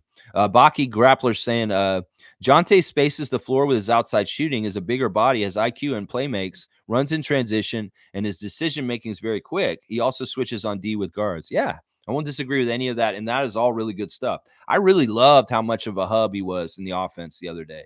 He really was finding people really, really well. And you're right. The outside shooting of him really helps things in some ways better. Though Thad will hit a three from here, and there sometimes too. So he kind of has that also. But Jonte's more around the top of the key, and Thad's more in the corner kind of three. It's very interesting. Dana's saying NBA Chev is so positive. It's awesome. Yeah, I love that. That's what I'm saying. In some ways, listen, why, there's a lot of places where you can go get negative stuff and just feel worse. In some ways, people want more stuff out there that makes them feel better about things. And it's tough to find these days. It really is. Fun Guy saying, no, I watched with my own eyes. Laugh out loud. That was bad. Yeah, I don't totally agree with you. I think that Thaddeus is adequate at his age. At this time, playing the way he's playing is actually really incredible. Seriously, in some ways, I think that he's been amazing. I think he's been amazing just in the last couple games, considering things. He's better in this fill in for Darko and on our team right now than times he's filled in for Nick Nurse in years past. He's playing better at a higher level right now than other times where Nick Nurse has used him as a stopgap in the center hierarchy when we've had trouble with injuries from before. So I have to say that Thaddeus looks better this year than he looked last year. At least I can say that. That's for sure. Fiercely saying, I enjoy watching Thad play. He was really not that bad. Besides, Darko is quick at making adjustments when needed. If Utah's lineup smokes us first, he'll rectify it. Yeah, I love that. He's on his toes and he's not like ever giving up. He doesn't allow the team to give up and any of that kind of stuff. That's right. Let's see. David Saborn saying, laugh out loud. You need to do a roadside testing before you comment on your eye test. Okay, David's really standing up for Thaddeus, and I love it. In some ways, I'm going to give David a dunk for really standing up for Thad because, in some ways, fun guy. I'm going to say this with all due respect. There's a lot of casuals and people online that are causing problems for Thad by saying a bunch of stupid shit. And in some ways, I don't want you to carry that baton yourself. I know you're not stupid, and I know that you understand the game. And, in some ways, we're going to stand up for our guys right now. Let's see. Cowboys saying that is playing awesome. I think some Raps fans just want to see young blood. Yeah. Yeah, that's a lot of it. Is like in some ways they want us. I like the veteran look of our team, though. We're much more capable when we hang with teams like the Clippers when we have more Garrett Temple and Thad Young out there. In some ways, I was calling for this out like in the early part of the season when we were playing more young and we were haphazard and we weren't playing professionally very well. I was like, well, why don't we play Otto Porter and Thad Young and Garrett Temple and put them in, and they can teach these guys who are not playing at a very professional level how to play at a more professional level. And well, we see it now. We're seeing them more, and they're doing what I said. It may have helped at the beginning of the season when we were losing a lot of games and we just didn't look right on the bench. I said, well, play Otto, play Garrett, play Thaddeus. In some ways, it's like, oh, well, he's developing the young people. That's why. That's why he's doing it. Let's see. Cool Cat saying Thad as a veteran stabilizes the floor and is another creator from the elbow that Yak does. Yeah. Coach Darko is trying to be consistent in how we play, so Thad will maintain consistency on offense. Yeah. Yeah. In some ways, he can trust him, and that's part of it too, right there. Jonte's not, he's really greener than you think he is. He's capable and he's played very, very well at a high level, and he has a lot of stuff, but he's still really new and he doesn't have all the know-how. In fact, he's getting a lot of instruction from all the Raptors, a lot when he's playing these minutes. Jakob's telling him stuff, Thad's telling him stuff. In some ways, he's learning on the job, and he's not totally capable. And it's like Thad has a whole kit and caboodle of knowledge from 17 years in the NBA and understanding all the players in the league and understanding, like he knows tendencies about LeBron that he's been studying for decades. So it's kind of like, that's the difference right there is that, he's got experience playing everybody in the whole league. Jonte's just seeing guys for the first time ever. Like he got to play against LeBron for the first time. And in some ways, he's like, pinch myself and starstruck.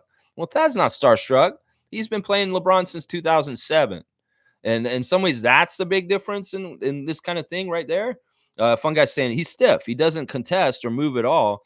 I could go on all day about, but not hating on him, saying what I see with him out there. Davis and company cooked him. That's why we start off so slow. Davis gonna cook anybody. Seriously, if we had Jakob, he would have probably helped stop him. But who else? There's nobody on our team that can stop Anthony Davis other than maybe Jakob Pertl, and he's hurt. Listen, you can't get mad at Thad for getting beat by a guy who has arms that are way longer than anybody else on the court. Seriously, think about that. You're talking about Anthony Davis. In some ways, you guys got to respect the other team and what their capabilities are better. Like, how can we say, all right, the loss to the Clippers was honorable because we're playing against James Harden, Russell Westbrook, Paul George, and Kawhi Leonard. But you can't say that, getting beat by Anthony Davis, by Thad Young is like, not honorable, because honestly, there's an advantage there. And Davis does this to everybody in the league, and he gets so much favor with the refs also. So he's getting help in that way too. So yeah, you can say he cooked them, but he's cooking everybody. And in some ways, we were going to get cooked by Anthony Davis no matter what once Jakob wasn't able to play. So, I mean, whatever. He's going to cook. He would have cooked Scott. He probably would have cooked anybody we put on him in certain ways. And at least he did know how.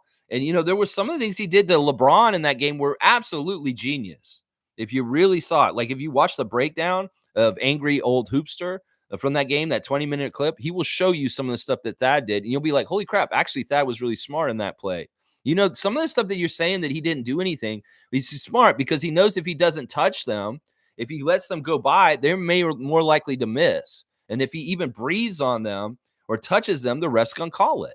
So Thaddeus kind of knows how to guard Anthony Davis and LeBron James in an effective way where they may miss. In some ways, you got to let them just shoot because if you breathe on them, they're going the line and they're getting points that way. So the most effective way to guard these guys, the refs are going to make them golden boys where they just get touched or breathed on, they're going the line, is to very much just shadow them and not touch them and stay back. And in some ways, yeah, you're going to get cooked sometimes because the referees are handcuffing them from being able to play full out defense like the Lakers are on the other end. You just breathe on them when they're going the line, no matter what. So Thad holds back. He's like holding back, but he's there and he's bothering them. He bothers the shot enough. They miss it. It rolls off. They get the defensive rebound. That's good defense. That's good defense. You may not think it is because he's kind of holding back, but that's because he knows they're going to get to the line and they're going to get points for sure if he touches them. That's the know-how is what I'm talking about right there. You can say he cooked them, but that's how you have to play those guys with the refs. Seriously. Hope they miss and don't touch them. David Saborn saying we started off slow against the Lakers. Yeah, I don't remember that either. I do not remember that. I remember Davis starting very strong. Maybe that's what he meant. Cowboys saying, I like Jonte, though. I love this Raptors team and Chef Darko. Great job, Bobby and Masai. Let's go. That's right, Cowboy. That's the right way to be. And Fun Guy's saying, yes, we only tied it when he went out. Laugh out loud. Well, they knew they had an advantage right off the start, and they wanted to go to it right away. In some ways, if you watch that clip, Anthony Davis probably should have fouled out of that game way before he did what he did. Davis saying 10 points, 5 boards, 4 assists, 3 steals, 1 block, 55% from the field, and he isn't in the rotation normally, and that's bad. You be tripping, young blood. Fun Guy be holding the torch, man. Listen, I don't want to go too much in between each other. I agree with David on this. Thad Young is doing fantastic, and in some ways, we got what we got, and I'm just glad he's being an adequate fill to a degree. You can't expect him to do everything perfect, seriously. And I think that David's right on this. Fun Guy saying, I don't fault them. They're kind of right because I see what they see with Thad out there. Laugh out loud. Y'all, hang on. Jumped. Laugh out loud. Y'all ain't paying attention to detail. It's okay, David. We're not all built the same and attentive.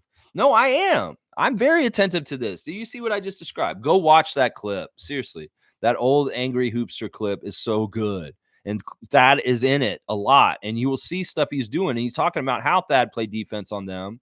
It will educate you. You're saying you were very attentive. Well, go see how attentive Angry Old Hoopster was and watch that clip. And then you might have some of your changes on your opinion. Seymour saying, check out Top Boy. He's heavy. Top Boy? Okay.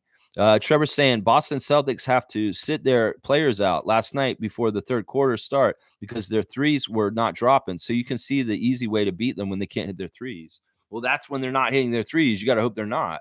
Yeah, that's awesome what Milwaukee did. Beat them so bad in the first half that they didn't even start their starters for the second half. They brought the bench guys in to try and make things up. Well, I'm glad. Adrian Griffin, Milwaukee Bucks, good job. Good job kicking the shit out of the Celtics last night. I love that shit so much. David saying, Fun Guy, if you want to have a competition of intellect, I'll be happy to meet you anywhere. Laugh out loud. Laugh out loud. And Fun Guy's laughing. Room temperature. All right, guys. You guys are buddies. It's kind of funny. He's saying, can you compute the meaning in relation to you? And Fun Guy's saying, laughing my ass off. David, stop. I've been here enough to gather a perception of your intellect. I'm glad that it's the kind of a funny ribbing back and forth, and it's kind of lighthearted. Seriously, I love both y'all. There's no reason to be versus. Seymour saying, David and Fun Guy, I respect you both. Let's make this chat legit. Yeah, they're being funny. Fun Guy saying, just stick to your Mr. Positivity. At least you have that. There you go. There you go. And Seymour saying, we fight together, never against. That's right. David saying, and a fat bank account, 3 ounces and 2 vehicles. Bam. See, there you go. These guys are happy. They're fine. Let's go, Raptors family. And then let's see. Read a book, Fish. Alley oop to David. Carlos saying an alley oop to David. I'm gonna give both of them alley oops, guys. I'm gonna give one to Fun Guy also, because honestly, you guys are both awesome. There's no reason to be sullying or getting upset with each other. Fun Guy gets a dunk also. All right, let's see. Fun Guy saying you sound just how you look, David. David saying dope as fuck. Yes, sir. You nailed it, sweetie. All right, Fun Guy say what happened to the intellect challenge? I'm waiting. I love this. And Cowboy saying alley oop to both you guys. Family feed. That's right. I already gave it to them. And Seymour saying y'all both funny as hell. I hope both y'all's days get better. There you go. I like it. David saying Fun Guy, you're not worth another minute of my time. You can't afford me, homie. And that's what I thought. I laughed. Know your place, David. All right. Whatever you guys are doing, it's kind of funny, but it's also kind of weird. Cool Cat saying, Lex, last night I was searching the ages of the top 30 players in the league. I was chuckling when I hear fans say Pascal is old. Haha, so many players earning top dollars in their 30s. Yeah, once again, they're going to use any kind of way of perceiving to kind of make things muddled and weird. The whole argument that Pascal isn't on the same timeline as Scotty is one of the weirdest ones. And that's the only reason why I hear that one is that they're trying to say that Siakam shouldn't be with Scotty because of the age difference. And I think that's stupid. Yes, Chris turning 31 yesterday. Is he old? No, he's not. And Cowboy saying, are you not entertained? Going all gladiator. All right, let's see. Fun Guy saying, we're not buddies. Laugh out loud. All right, you guys, it's all good. Be nice. Wayne saying, start Thad, bring on Jonte afterwards. We need to think about bench production and how we remain consistently competitive for 50 minutes. My issue with McDaniels, don't want quickly doing hero ball. I don't mind quickly doing hero ball as long as he does it until he's like being not successful more than he's being successful. If that's the problem, he's being successful so far. I want to unearth this. I want to see what he can do. So I'm fully green lighting quickly to do hero ball. I have no problem, especially if Siakam's out. Well, we need a hero. We need him to step up and do hero ball. As far as I'm with Wayne on this. I think you start that, and Jonte helps the bench. And in some ways, Jonte is not ready to make that leap. He's just barely out of the G League, and he's not ready to be a starter. That's part of it also. Kareem saying that the climb to the top 5 in the East starts tonight. Fuck Utah and fuck Karl Malone's pedophilia. There you go. Let's bring it up. Dana's saying Jillian isn't here. Don't forget to drink water. Yeah, I guess Jill's just missing today. It's fine. Jill's in and out. She, not everybody's going to show up every day. It's just how it is. And Cowboy saying, yeah, Jillian, where are you at? Oh, we miss her. And she'll see this hopefully later, and she'll be like, hey, they were wondering where I was. They missed me. And we did. I was talking to Logical Raptors fanatic yesterday, texting him, trying to get him to come back. He said that it was just too toxic after Nick and Fred's exit. It's too negative, and it was hurting his feelings, and he just didn't want to deal with it all. But he feels really good about the recent New York trade. And he's maybe coming back. He said he's going to think about coming back and revisiting us. So when Logical Raptors fanatic comes back, y'all, we need to give him a hero's welcome back, because honestly, I think he will. He's going to show up at one point. You guys are going to see him all of a sudden. You guys are going to freak out. Watch. Let's see. Cool Cat saying Curry is 36 March, 36 September. Kawhi. Wait, March. Okay, I don't understand that. Kawhi 33. Okay. Oh, you're giving the dates of when their birthdays are? Yeah, I mean, those are old guys. They're going to retire soon. They're going to retire at some point. David's saying, not at all. I can't stand Fun Guy. Absolute moron. Over and over. Okay, well, either way, guys, let's not go back and forth. It's all good, Fun Guy. Don't worry about it, guys. And Cool Cat's saying for Paul George. All right, I don't understand that totally. Cut off. And Kareem's saying, how does a country of 38 million not able to garner enough votes to put Scotty into the All-Star game? Are votes electoral? Like I said, 38 million people in Canada don't care about this. I would say that maybe 5 or 4 million do, and that's it. And that's the size of one of the major cities in the United States. You could say the whole city of LA. I don't know. You got to understand that it's not like every single Canadian is voting. No, that's not the way it is. We can't say that we have the whole country helping us. I said get some K-pop stars to endorse Scotty Barnes. He'll get in because they can get their K-pop fans to vote like crazy, the teeny boppers. That's part of it right there. Scotty lovers, where are your K-pop fandom? Where is your automated bots to vote over and over again? Where is your wherewithal for this kind of stuff? Scotty lovers. Since you guys love the Scotty Barnes so much, where you're failing him? Why are you guys not getting him there? The Scotty lovers, the people that follow he who shall not be named. Where are y'all? Y'all are the ones who're supposed to push him in some ways. That's what I'm wondering. Fun guy saying people coming at me because they're loved so much for Thad, who doesn't even know they exist. Laugh out loud. That's making millions. Coming at people because your butt hurt over what they perceive is so sad. This is real life. Well, listen. He's in some ways. I've had this discussion with David in person.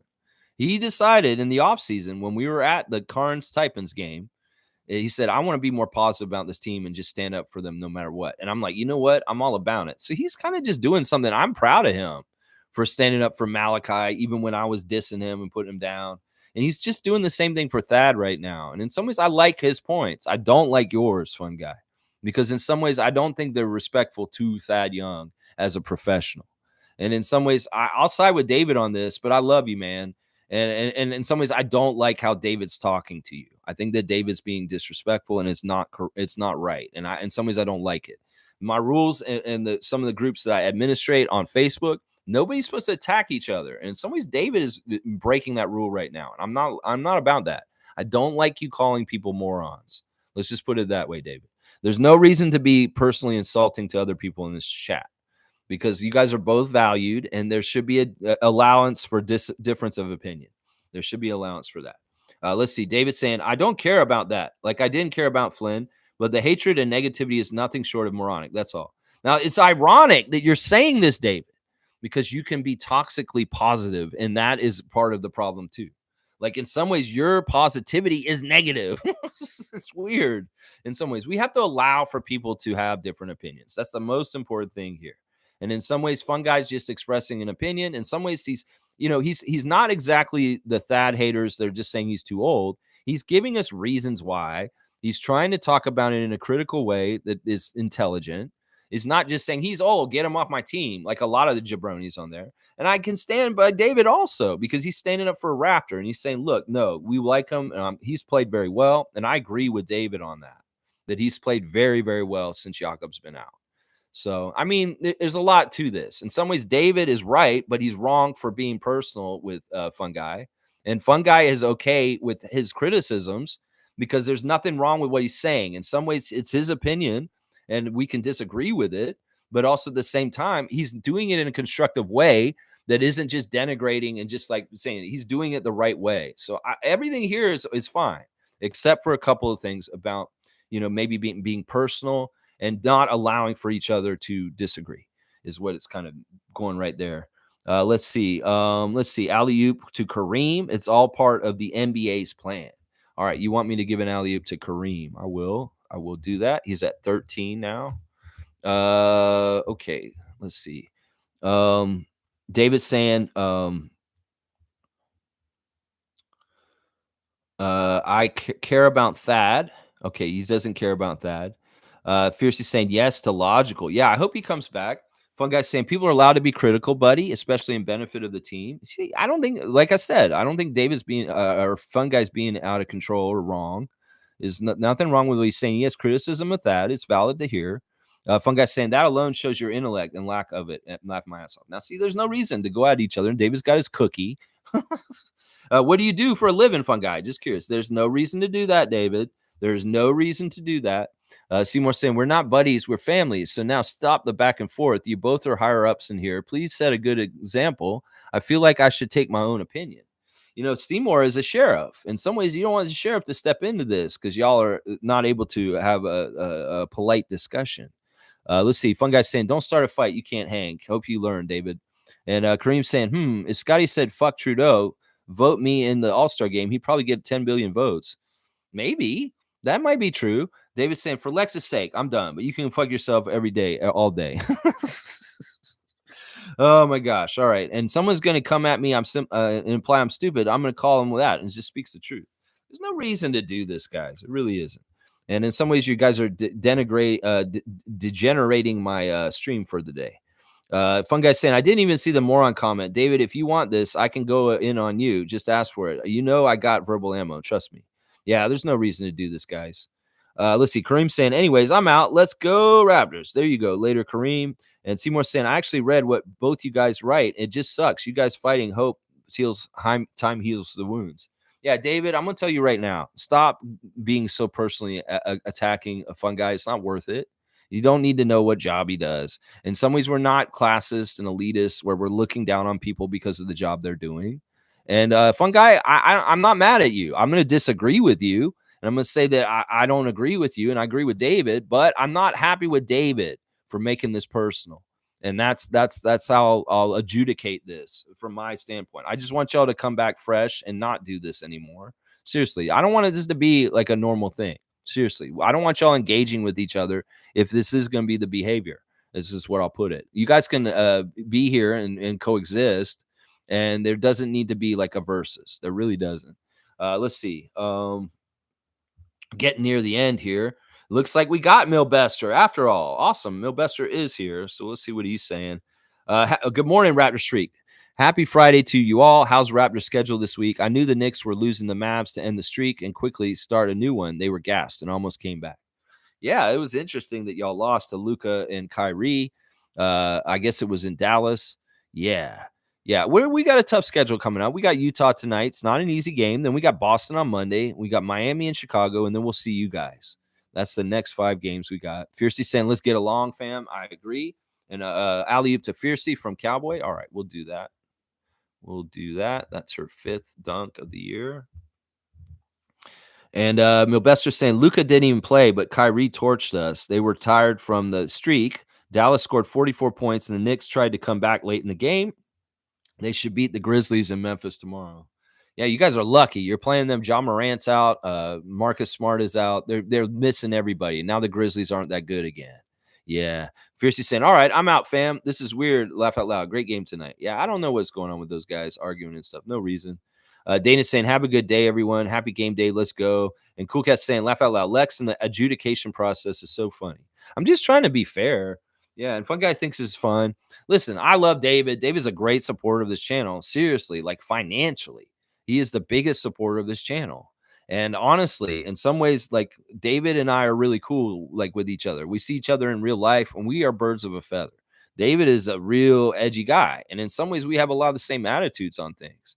So I agree with him in a lot of ways. Fun Guy and I, we haven't always agreed on this channel. But we found a really good relationship where we can agree to disagree and still coexist. And that's all I'm asking David to do with Fun Guy at this point. Because I feel like I know Fun Guy's intentions as a Raptor freak are very strong and for the team, and he has his heart in the right place. And that's all really you need to have here. That's all you really need to have. Cowboy saying enough love and respect for the Raptors freak family. Yes. And but Bester saying CNBC already mentioned the NBA TV deal in a video on YouTube 2 weeks ago. The bids for 2 channels to get NBA rights has begun. Pray that Comcast and NBC wins it so we get the NBA on NBC again. Yeah, Cowboys saying Jonte and Thad are on the same team. Let's go Raptors. That's right. And Fun Guy saying cool he's edgy and all, but I would never would never work with me because I live edgy. Yeah, I don't know how it will work, y'all. You may be pretty actually funny if you guys saw each other in real life. I don't know Fun Guy because I've never met him, but I've met David, and in real life he's interesting. I think that you guys would get along really well if you actually did meet each other in real life. Like Fun Guy, it'd be really fun if you could make it to a meet and greet at some point this year. If we do another one coming up, maybe if you come in, David will be there probably. So that would be funny. And I know that you guys would be friends. There wouldn't be any issues if you saw each other in real life. I'm pretty sure about it. All right, let me just make sure I didn't miss anything I want to cover today. Let's do the Instagram stories. We got Slim Duck getting happy birthday wishes from Dennis Schroeder. From Dennis Schroeder saying happy birthday. And he's also got his 28 Black on blast, Dennis Schroeder. And then Slim Duck getting birthday wishes from Coloco. Birthday wishes from Monique's super fan Lawrence, giving the birthday wishes. And Chris had birthday wishes from so many people. There's just so many Instagram stories. I can't read them all, Chris. There's just too many. There's a birthday wish from Grady Dick towards Chris Boucher. It's just some birthday wishes for Chris Boucher all over the Instagram stories of the Raptors these days from yesterday. 31 years old. Chris Boucher, happy birthday. I hope you had a great birthday, man. Let's see. Fun Guy saying, I may now if David is there. Yeah, you should. And seriously, there won't be any reason for any fisticuffs or anything. You just come down there and let's have a laugh about it. And you guys can have a drink or something like that and have a little chuckle about it. Honestly, it'd be pretty funny. At our hangouts, they're pretty fun. Like when people show up and we don't know who they are, you could come in and it's like, I'm Fun Guy. And we were like, oh, it's fun guy. Woo! And everybody will be all like cheering and happy to see him. It'll be fun. Yeah. Kareem saying, let's not fight, guys. The real battle is us versus the world. We're here for the Raptors. That's right. That's exactly right. And I wish more of Raptors Nation. And this is what Cool Cat's saying. This is what different people are saying. We need to be more together. We have so much against us already. Why do we have to have infighting on the inside? That's what I would say too. Wayne's saying the players that were lacking on our team have been traded. I don't see hopeless players on our team, and the blend of Thad with the young guys is a productive cohort. Even Trent is getting his groove. Yeah, I love this analysis by Wayne Strainer. I think he's exactly right. Some of the less capable players were traded away from our team, and it very much helped us a lot. Fun guy saying, I love to pick his brain and push him to his limits since there's such an intellect in there. Yeah, it'd be fun. Honestly, you guys would be really funny to like see interact. And I'm sure that you guys would keep it civil and everything would be fine. Cowboys saying point on for Kareem. I agree. And Brian's saying Wayne Strainer, McDaniels is still there. Yeah, McDaniels, he's not totally hopeless though, Brian. I don't agree with that. I think that McDaniels does offer a lot of different interesting things with his length and his possibility for making threes. So there's certain things that make him valuable. Mobester saying, I already see some fans going hard on Achua.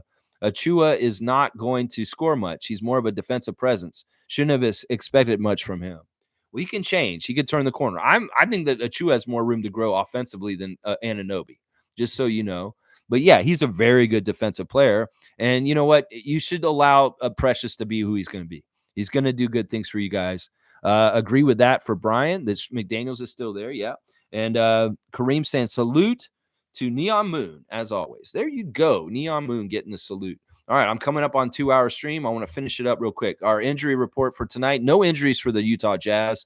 They're completely healthy, and they have a small starting lineup. So we'll have to see how we start tonight. It could be a change to the starting lineup because this is a different type of team, a younger team than the ones we just played, and they're going a little smaller. So in some ways, we may save the big guys for off the bench, and maybe we do start a smaller lineup today. Who knows? Who knows? We'll have to see what happens to the starting lineup.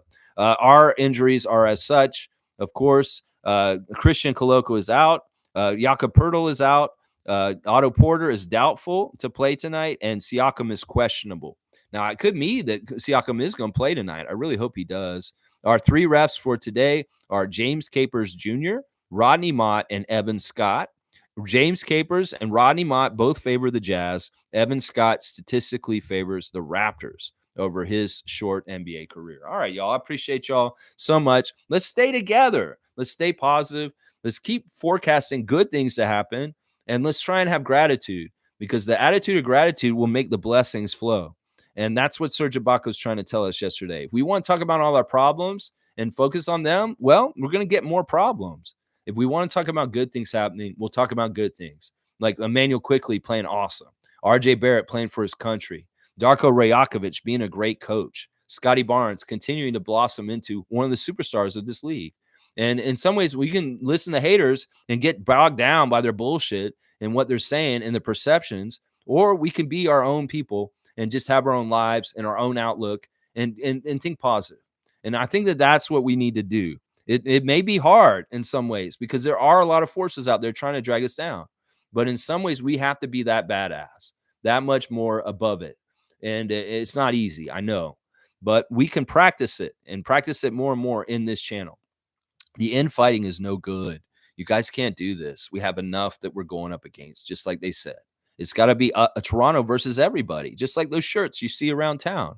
It's Toronto versus everybody. So let's keep it together, Raptors freaks and Canadians and people from across this country and around the world that support the Raptors. You know, we got to stay positive because it is dark and it isn't totally easy and it does seem unfair. But in some ways, we got to do what we got to do because that's all we can do. That's what it is right there. Yeah. Yeah. All right. Let's see. Cowboys pray. And Cool Cat saying Precious is getting minutes in New York. His role is narrow, restricted to defense. Yeah, that's what I'm understanding. And Cowboys saying, you the man, Kareem. Keep being you, bro.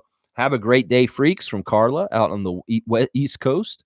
And Cool Cat saying, I say rest Pascal until he returns home. Yeah, I think that might be likely. He may not be playing tonight. Bless to you, Brian. And Fun Guy saying, all it took was one loss for the Knicks, and you knew you'd start seeing. Yeah, I mean, I'm not hating on the Knicks. Once again, the Knicks Raptors alliance is very strong. In fact, we're gonna have a special report this weekend. We got 2 days off. We'll do the reaction tomorrow to the game tonight, and there's a 9:05 game tomorrow against Birmingham Squadron.